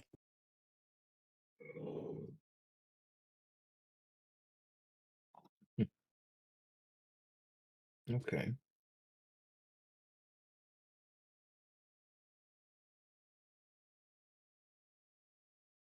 Do you remember the name of her mom's nonprofit she ran or whatever it was? Oh boy. I should have known that you'd It ask was me that. Uplift, wasn't it? That does sound right. Something like that. It should actually be in the funds. Yeah, it may be. I definitely know that I Oh, took nope, it's note. not. Yeah, it's Uplift. Okay. It is Uplift. Um, so yeah, does she think she wants to go through her g- reach out and see if her mom's nonprofit has any more work that can be contracted out to.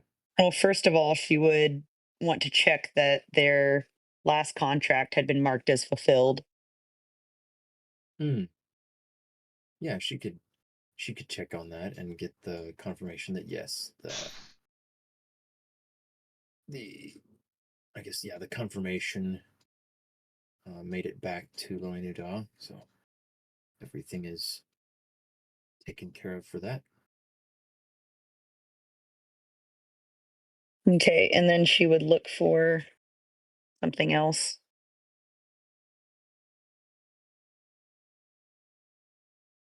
Okay. like a new job, basically. Okay, so do you want to give me any sort of parameters or Um,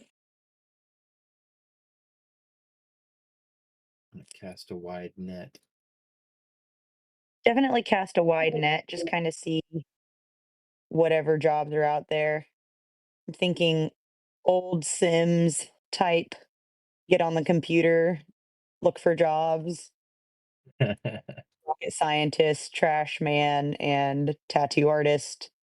And then the next day it's like public school teacher,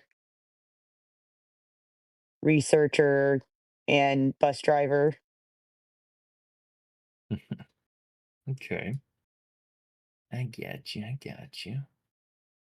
Yeah, she's Yeah. just casting a wide net. Yeah. Alrighty then.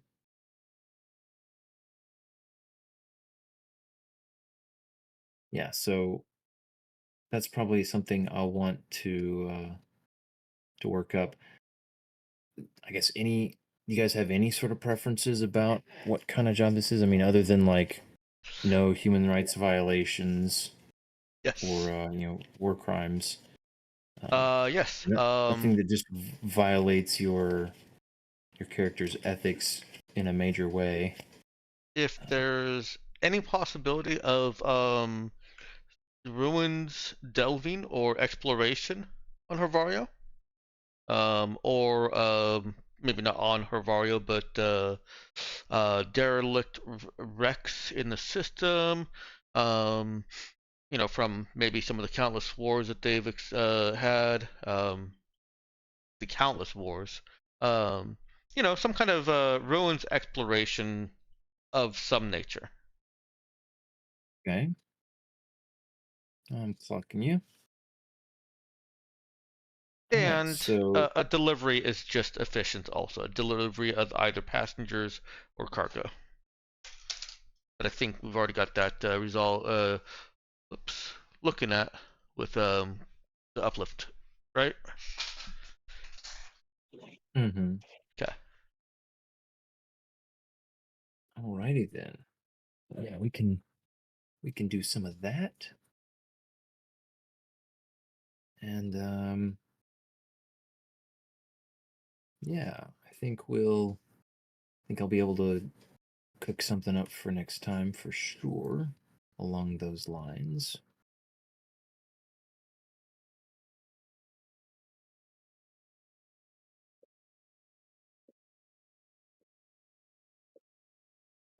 All right.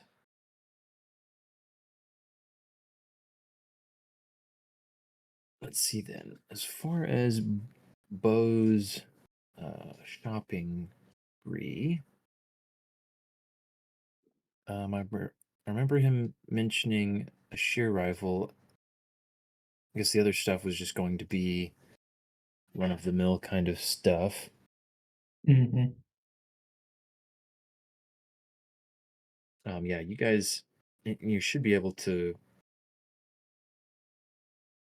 purchase most standard things. I don't recall if you'd tried before on Loinuda. You would be able to acquire small arms as well. You're just not going to be able. You are not going to be able to find like any sort of or like heavy weapons or powered armor stuff just on the like at Gun Mart or whatever on Loinuda. But if you did want to acquire more of that kind of stuff, you could make an endeavor to find some of that. Just a quick record keeping. Did everyone add the 5250 that we each got for the mission payout? I think so. Mm-hmm. Okay. I did. Because I thought I had forgotten to, but the number was correct. And then I realized I did forget to because I also forgot to subtract the love bucks that I spent. And the number was correct because I subtracted the same amount I added. Nice. Yeah, Complete tangent. that is fun. Yeah, that is one thing I kind of wish, you know, I remember one time laughing a little bit at a D&D character sheet that had like an XP and gold ledger Oh sheet with yeah. it, but like then I was immediately like, actually no, that's amazing. That'd be so nice to have. So that you can keep track and remember, instead of being like, oh wait, is this the current number? Did I add, what I looted off that goblin, or all that kind of stuff. Um, so yeah, thank you guys for being careful to do good record keeping. Yeah. Sad Eva doesn't have enough for her cyberware. Oh, what sort of cyberware is she considering? I hadn't decided yet. Okay, I was gonna say did she burn through all her love bucks already? Oh yeah. Okay, yeah, I guess I know she spent. She spent most all of them before on her panspectral optics, didn't she? Yeah. Yeah. Yeah, that'll do it. Sure will. Well, time to go make some more big bucks. Yep. All right then. I will. Yeah, and I guess as far as hmm,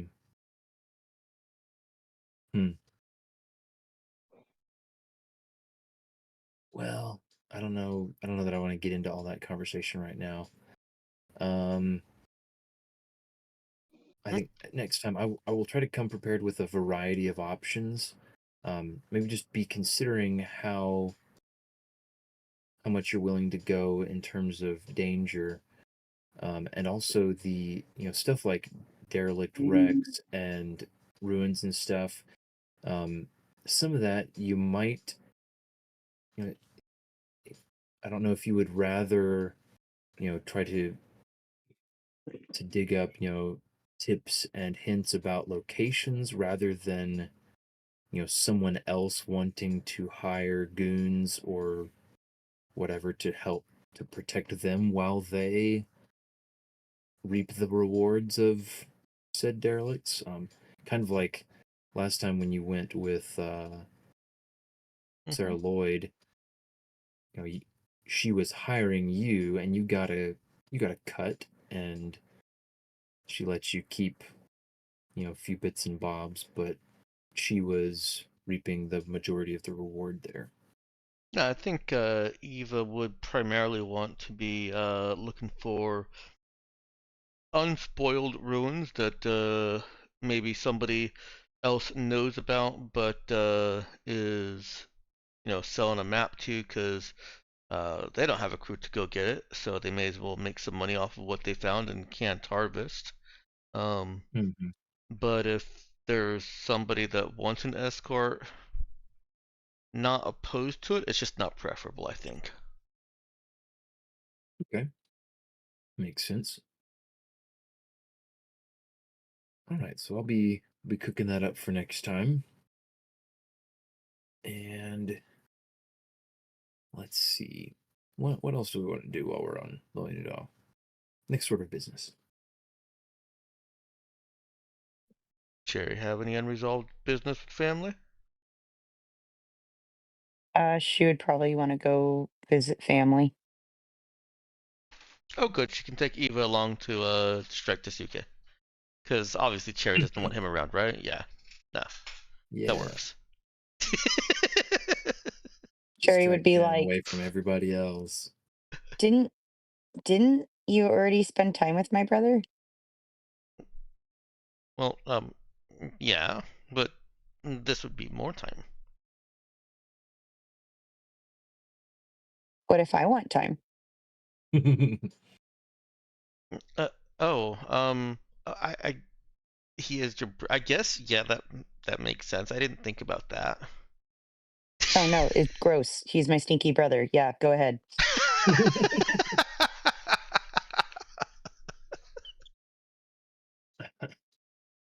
And thus, Eva reminds everyone that she is an only child. Yeah. Oh, nicely done. So She will yeah. immediately message him and let him know that her friend is coming with her.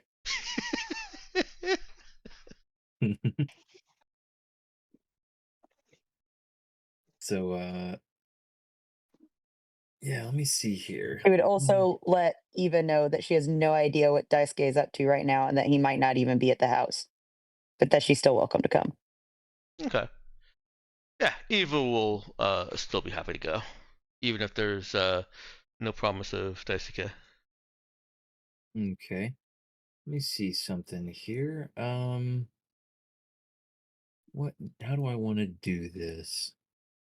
If you just rolled a Okay. 20 for some unknown entity, you're not allowed to say that to yourself. No, I'm no, no. No, that's not what I meant at all. This is not a Matt Mercer reference. Very Just unintentional. making sure you weren't about to TPK someone. Yeah, somebody just got domed from Let's half a see. How mile do I want away. to do this? As you step out to get in the van. Okay. Oh, Oh man. boy. Yeah, the 7 demolition charges on the Mm. other side. Anyway, just kidding. I need a roll. I'm just trying to decide what role this is going to be.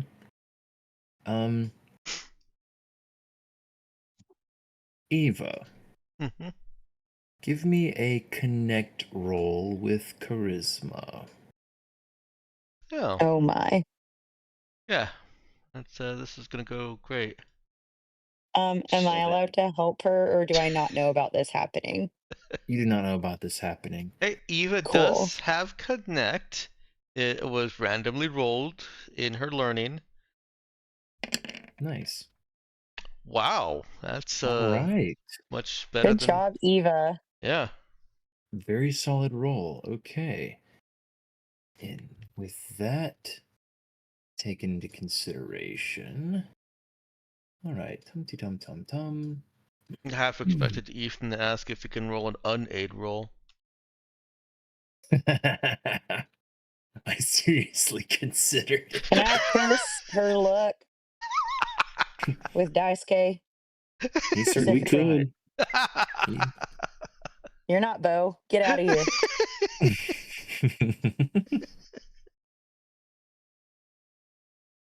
he's like, Bo has friends in low places. Are you calling Zeke a friend in a low place? All right.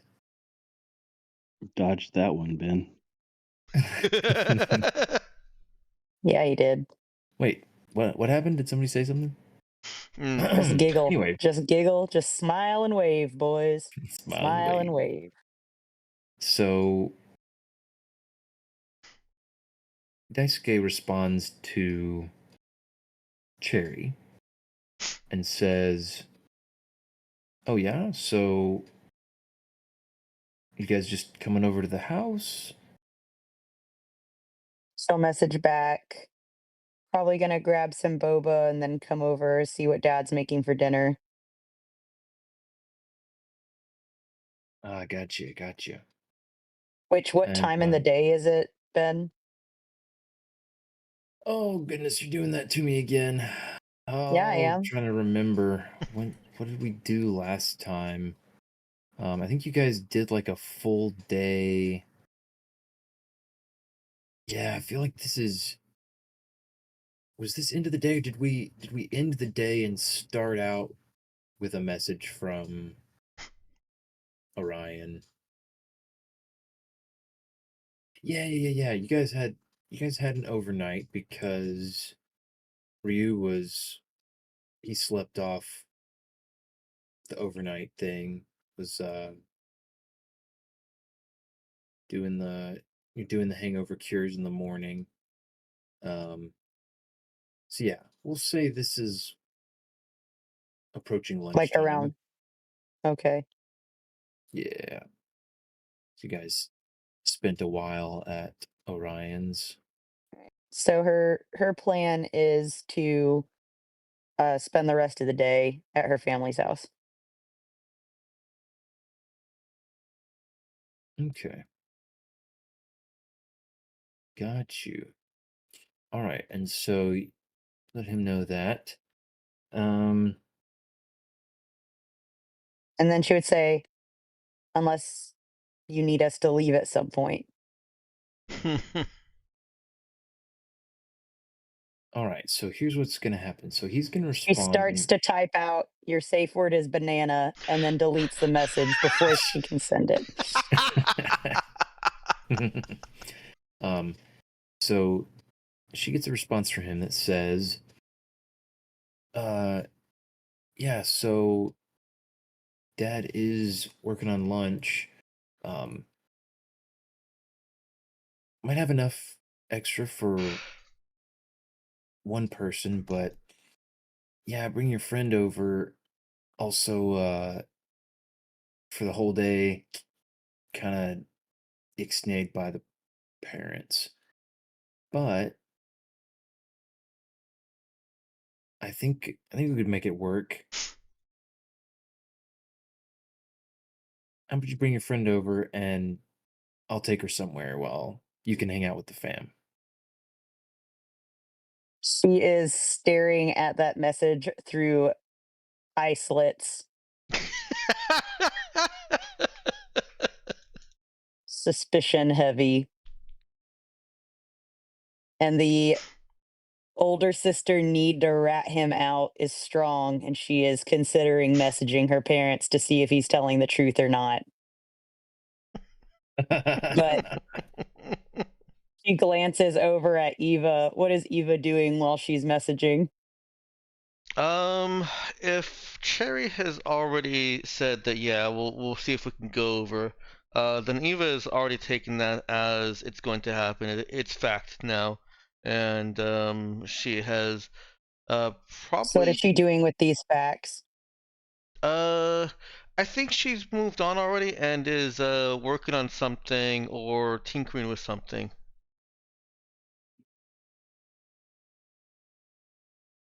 Uh, Not completely moved on though. She does keep glancing over at Cherry, to see, to make sure that Cherry is still there.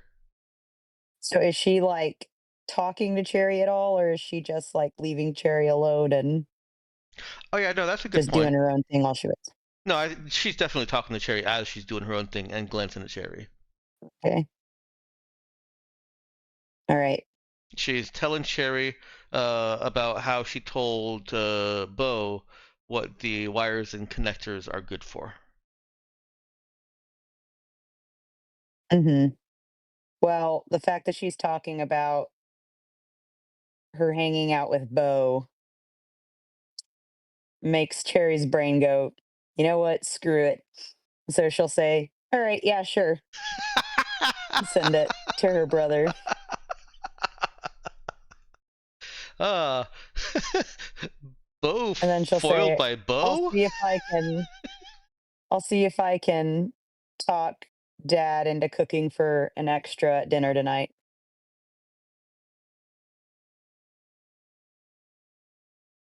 That was to Daisuke or to Eva? to Daisuke. Okay. Sorry, run that by me again.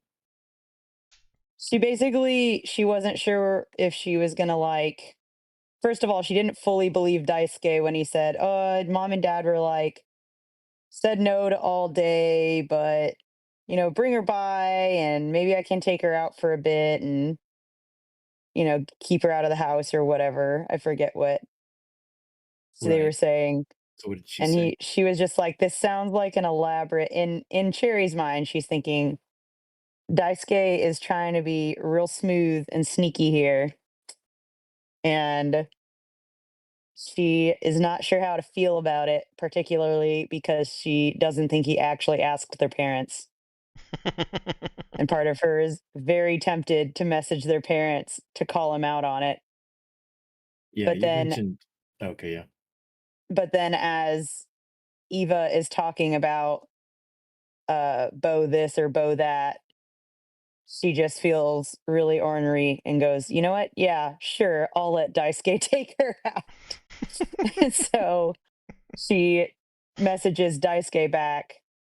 Yeah, sure. Sounds good. And maybe while you guys are out, I can convince dad to let us stay for dinner.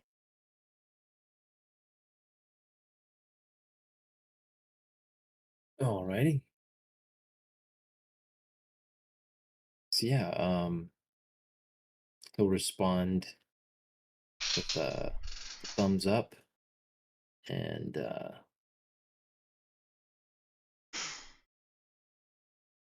then yeah, he'll say just let me know when you're on your way. She'll respond with a thumbs up, and then she'll look over at Eva and she'll say, all right, come on, we've got to make you presentable. And she'll start shoving Eva towards her little apartment with her fairy lights and whatever. Yeah, Eva puts up the usual protest. She's dressed fine. This is perfect. And then she just gives up. Yeah, Cherry stopped listening after the first comment. Of course, yeah. Yeah.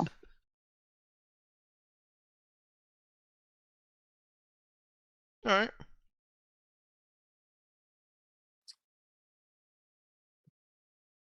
Okay. So yeah, we'll do that. It is about time for us to wrap up. So we will leave that hanging for next time with Cherry and Eva heading to visit Cherry's family. Sounds like Bo has got some shopping that he's going to do. And Pete and Zeke can be thinking about what they'll want to do with this day. Sounds like we're gonna have just a bit of downtime to kill on Loinda, while there are also some. I gather, I guess part of this, at least in the background here, there is some job hunting going on.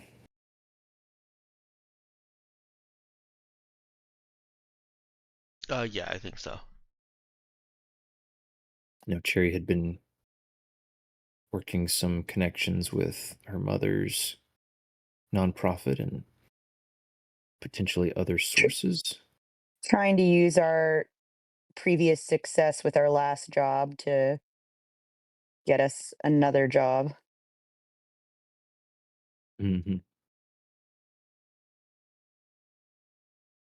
Oh, you're talking maybe even working that same agency? Or you're talking about your success with the delivery of the medical supplies and that's Either whatever. or. Okay. Yeah. Whatever angle she can work. Yeah, because you have a few successes under your belt. Alrighty, then let me see here. I don't think there was anything else.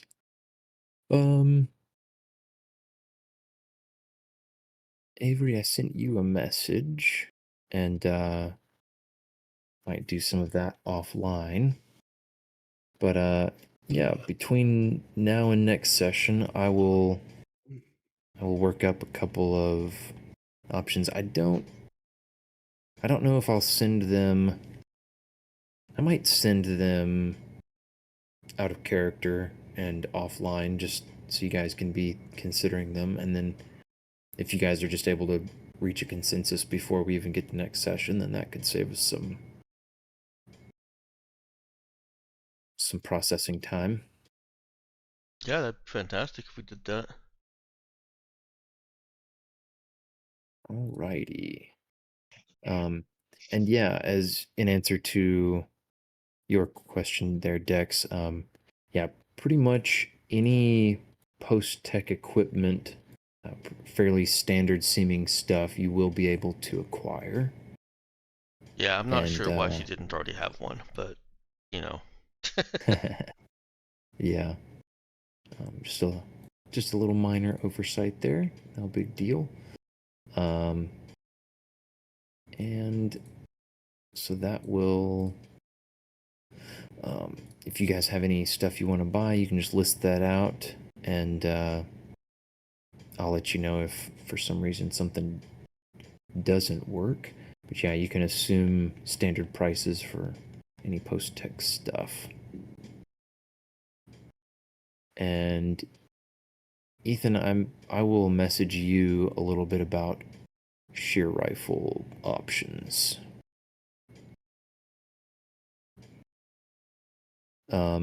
Oh, also, just one more thing to be ruminating on. Everybody be considering Ethan's point number 2 from his comment this evening about Bo needing to come clean to the crew about his pass on Harvario. It sounds like a scene that we'll want to do next session. I definitely want to have that scene. I don't want it to just kind of same. fade into the ether. Yeah. No, Yeah. that cannot fade into the ether. No, that's We'll major. drag Ethan to the ether with us. Yeah, major character development moment there, and crew bonding. Would that make the ether even ethener? The Ethener. Hey Ben, Yeah. I'm gonna roll something for in character between Eva and Cherry. Okay. By all means. Dex is gonna tell me what kind of roll is required for it. Okay. You want me to say that sneak loud or that in just here. type it? Sure, say it out loud. All right. I would say charisma would talk if Cherry is just trying to kind of like convince her, or connect if Cherry is trying. You rolled very fast. Yes, I did. Or connect if Cherry is trying to like make it more of a lasting impression. Trying to actually like encourage Eva to dress more nicely in general. I'm gonna take talk. the talk did roll better. Yeah, the deeper lasting impression was not gonna fly in this case. Yeah. Eva's argument against the floofy clothes is that they're very pretty and they're very easy to get mucked up, and that her plain greasy clothes are very comfortable. And she goes, yeah. Question. Do you want Daisuke to see you in plain greasy clothes? She has a very good answer for that. Plain greasy clothes proves how dedicated she is to her work. Yeah, good point.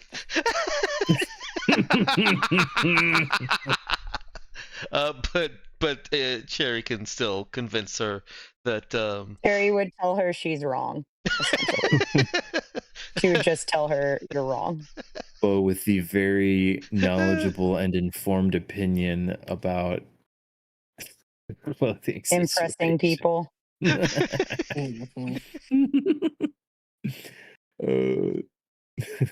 it. Yeah, So, that's good Yep, enough talk. do it. She'll wear some of Cherry's clothes. Yeah, that's fine. Man.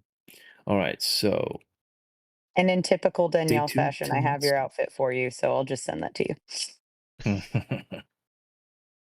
Yeah, next time on The Space Between, we have Cherry and Eva visiting Cherry's family, mainly Daisuke. Oh my. And Bo comes clean to the crew. That is very nice, Daniel. I think Eva would actually like that. Yeah, I would say that she'd be in the middle of talking about how important it would be for her to prove to Daisuke that she's a hardworking person, and then Cherry would pull that outfit out, and she would just go, I like that. Something along those lines. I think she starts with that looks comfy. And it's such pretty colors. Yeah. I would love it to be a Kaylee moment for her, but that's fine. Oh, I see what you did there. A Yeah. poofy dress. So I think the Kaylee moment has to start with that looks comfortable, because that is the important thing there for you Eva. go. I'm not trying anything more than I know I can accomplish. Thank you very much. Know what I'm about, son. Yeah, are you gonna share that with the crew? Oh yeah, I guess I should, sorry. Where would that go? All right, Text let's role go ahead. play, player notes. I don't know where that Yeah. would go. Player notes? Text role play? I was gonna Someone say, tell me where to put this. text roleplay sounds reasonable to me. Sure. But let me go ahead. I'm gonna get faves started here. We have Robert going first tonight. Oh.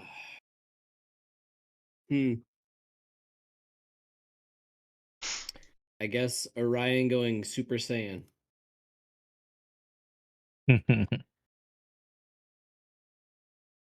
All right, I'm going to reveal my.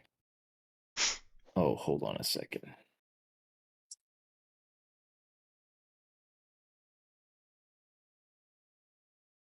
Okay. Did I get that right? Yeah. You did? Yeah. Nice. Okay. Shockingly. I was about to be like, I don't have any idea how to spell that. And then I was like, wait a second. No, I think I had a moment of vague memory. And I could always Google it if somebody said, meh. Very nice. Avery, you're up next. Let me give it to Pete's crossing over.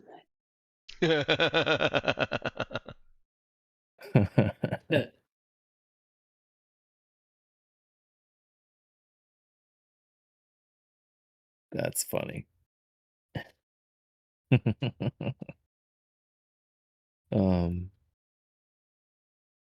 Yeah.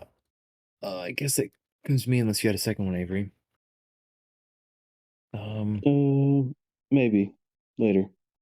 Okay. Yeah.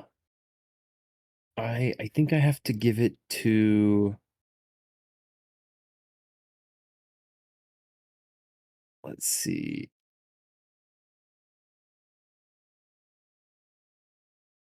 How to put this?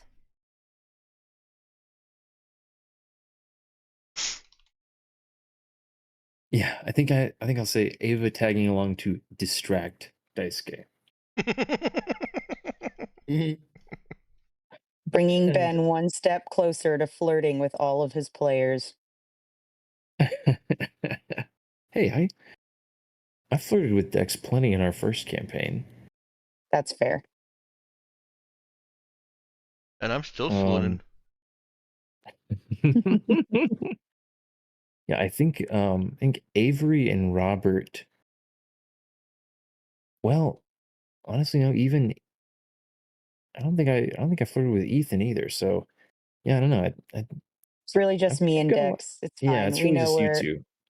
We know we're the most desirable in the group. It's fine. You guys are my favorites to flirt with. Yeah, I got a lot of progress to make on High getting five, to the Dex. whole crew. I'm not sure I like this anymore.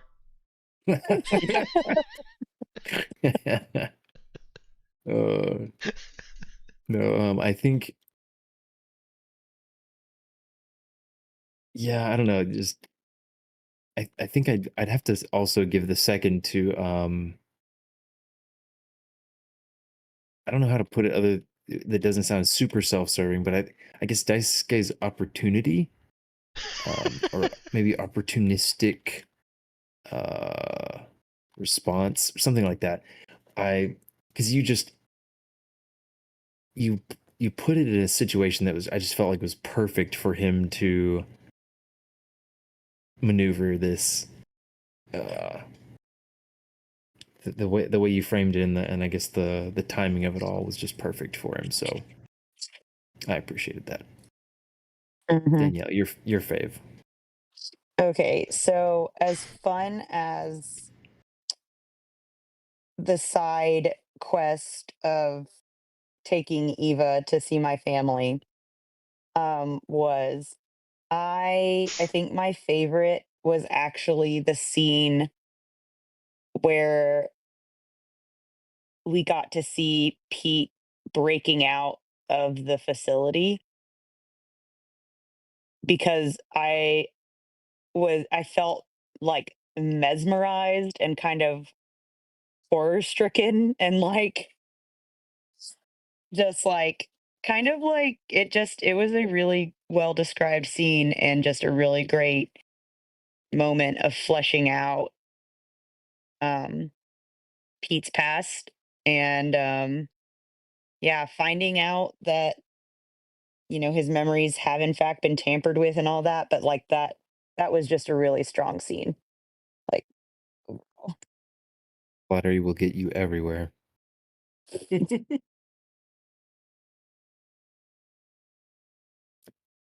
Dex. So, of course, an overwhelming fave here is seeing more of Pete's backstory.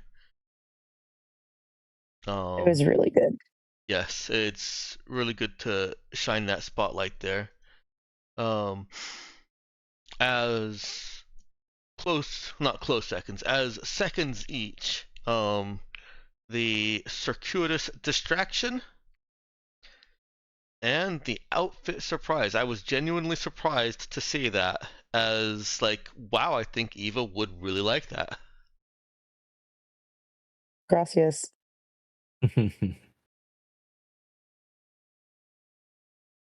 Man, that honestly, that's impressive. That other favorite, sneaking under the wire at the last second made a strong impression. All right, Ethan, what about your fave? Yeah, definitely the Pete reveal stuff, but then also uh Orion like dancing or moving around with the abandoned husk of his ape body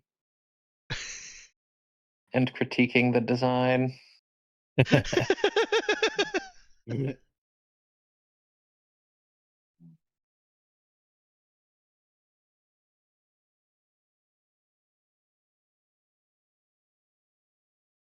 I'm glad you appreciated that moment.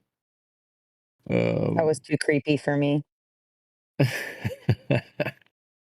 trying to remember uh what even set him on that. We were talking about preferring his monkey feet to the new Super Saiyan body.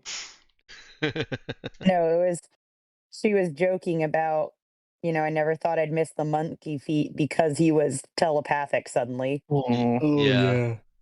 So it wasn't the appearance, it was the, oh, Yeah. I did not sign my consent for this. Yeah, and he took that as like, How do I yeah, man, opt this out of is a this experience? that's funny. Yeah, I as the GM didn't quite pick up on that bit of nuance to it.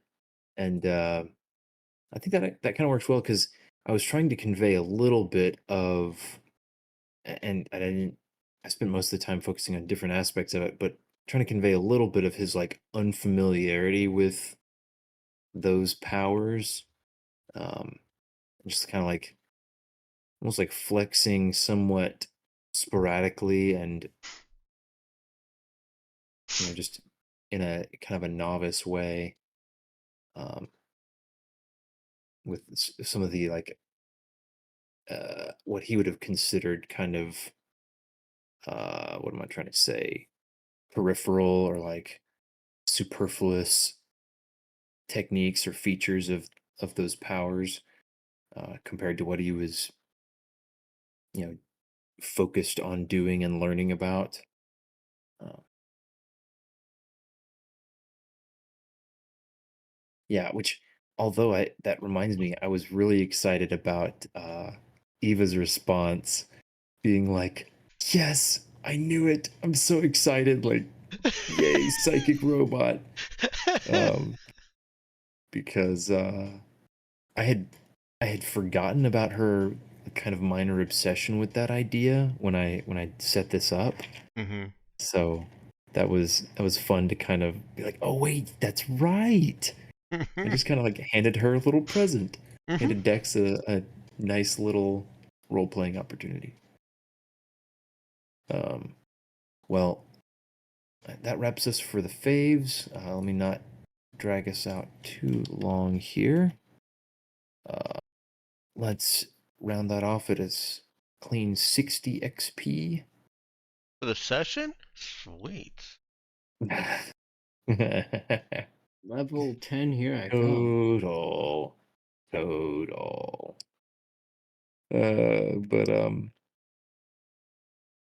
Yeah, then I think we'll do. Yeah, I think we'll wrap that there.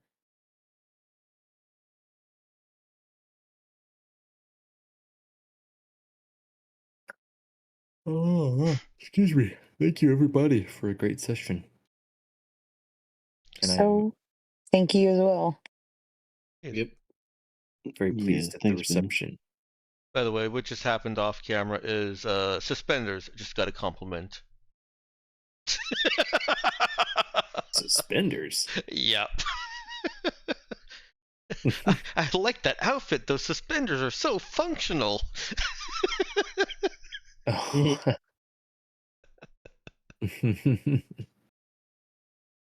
Nice. All right, I'll go ahead and end this. Oh, I need to post the faves. I am. Yeah, I was about to say I'm Slacking. looking at roll 20 and something is very noticeably missing. Yeah. I'm gonna hop off here, y'all. Everybody have a good night. Later, Avery. Good night, Good night. Avery. All right.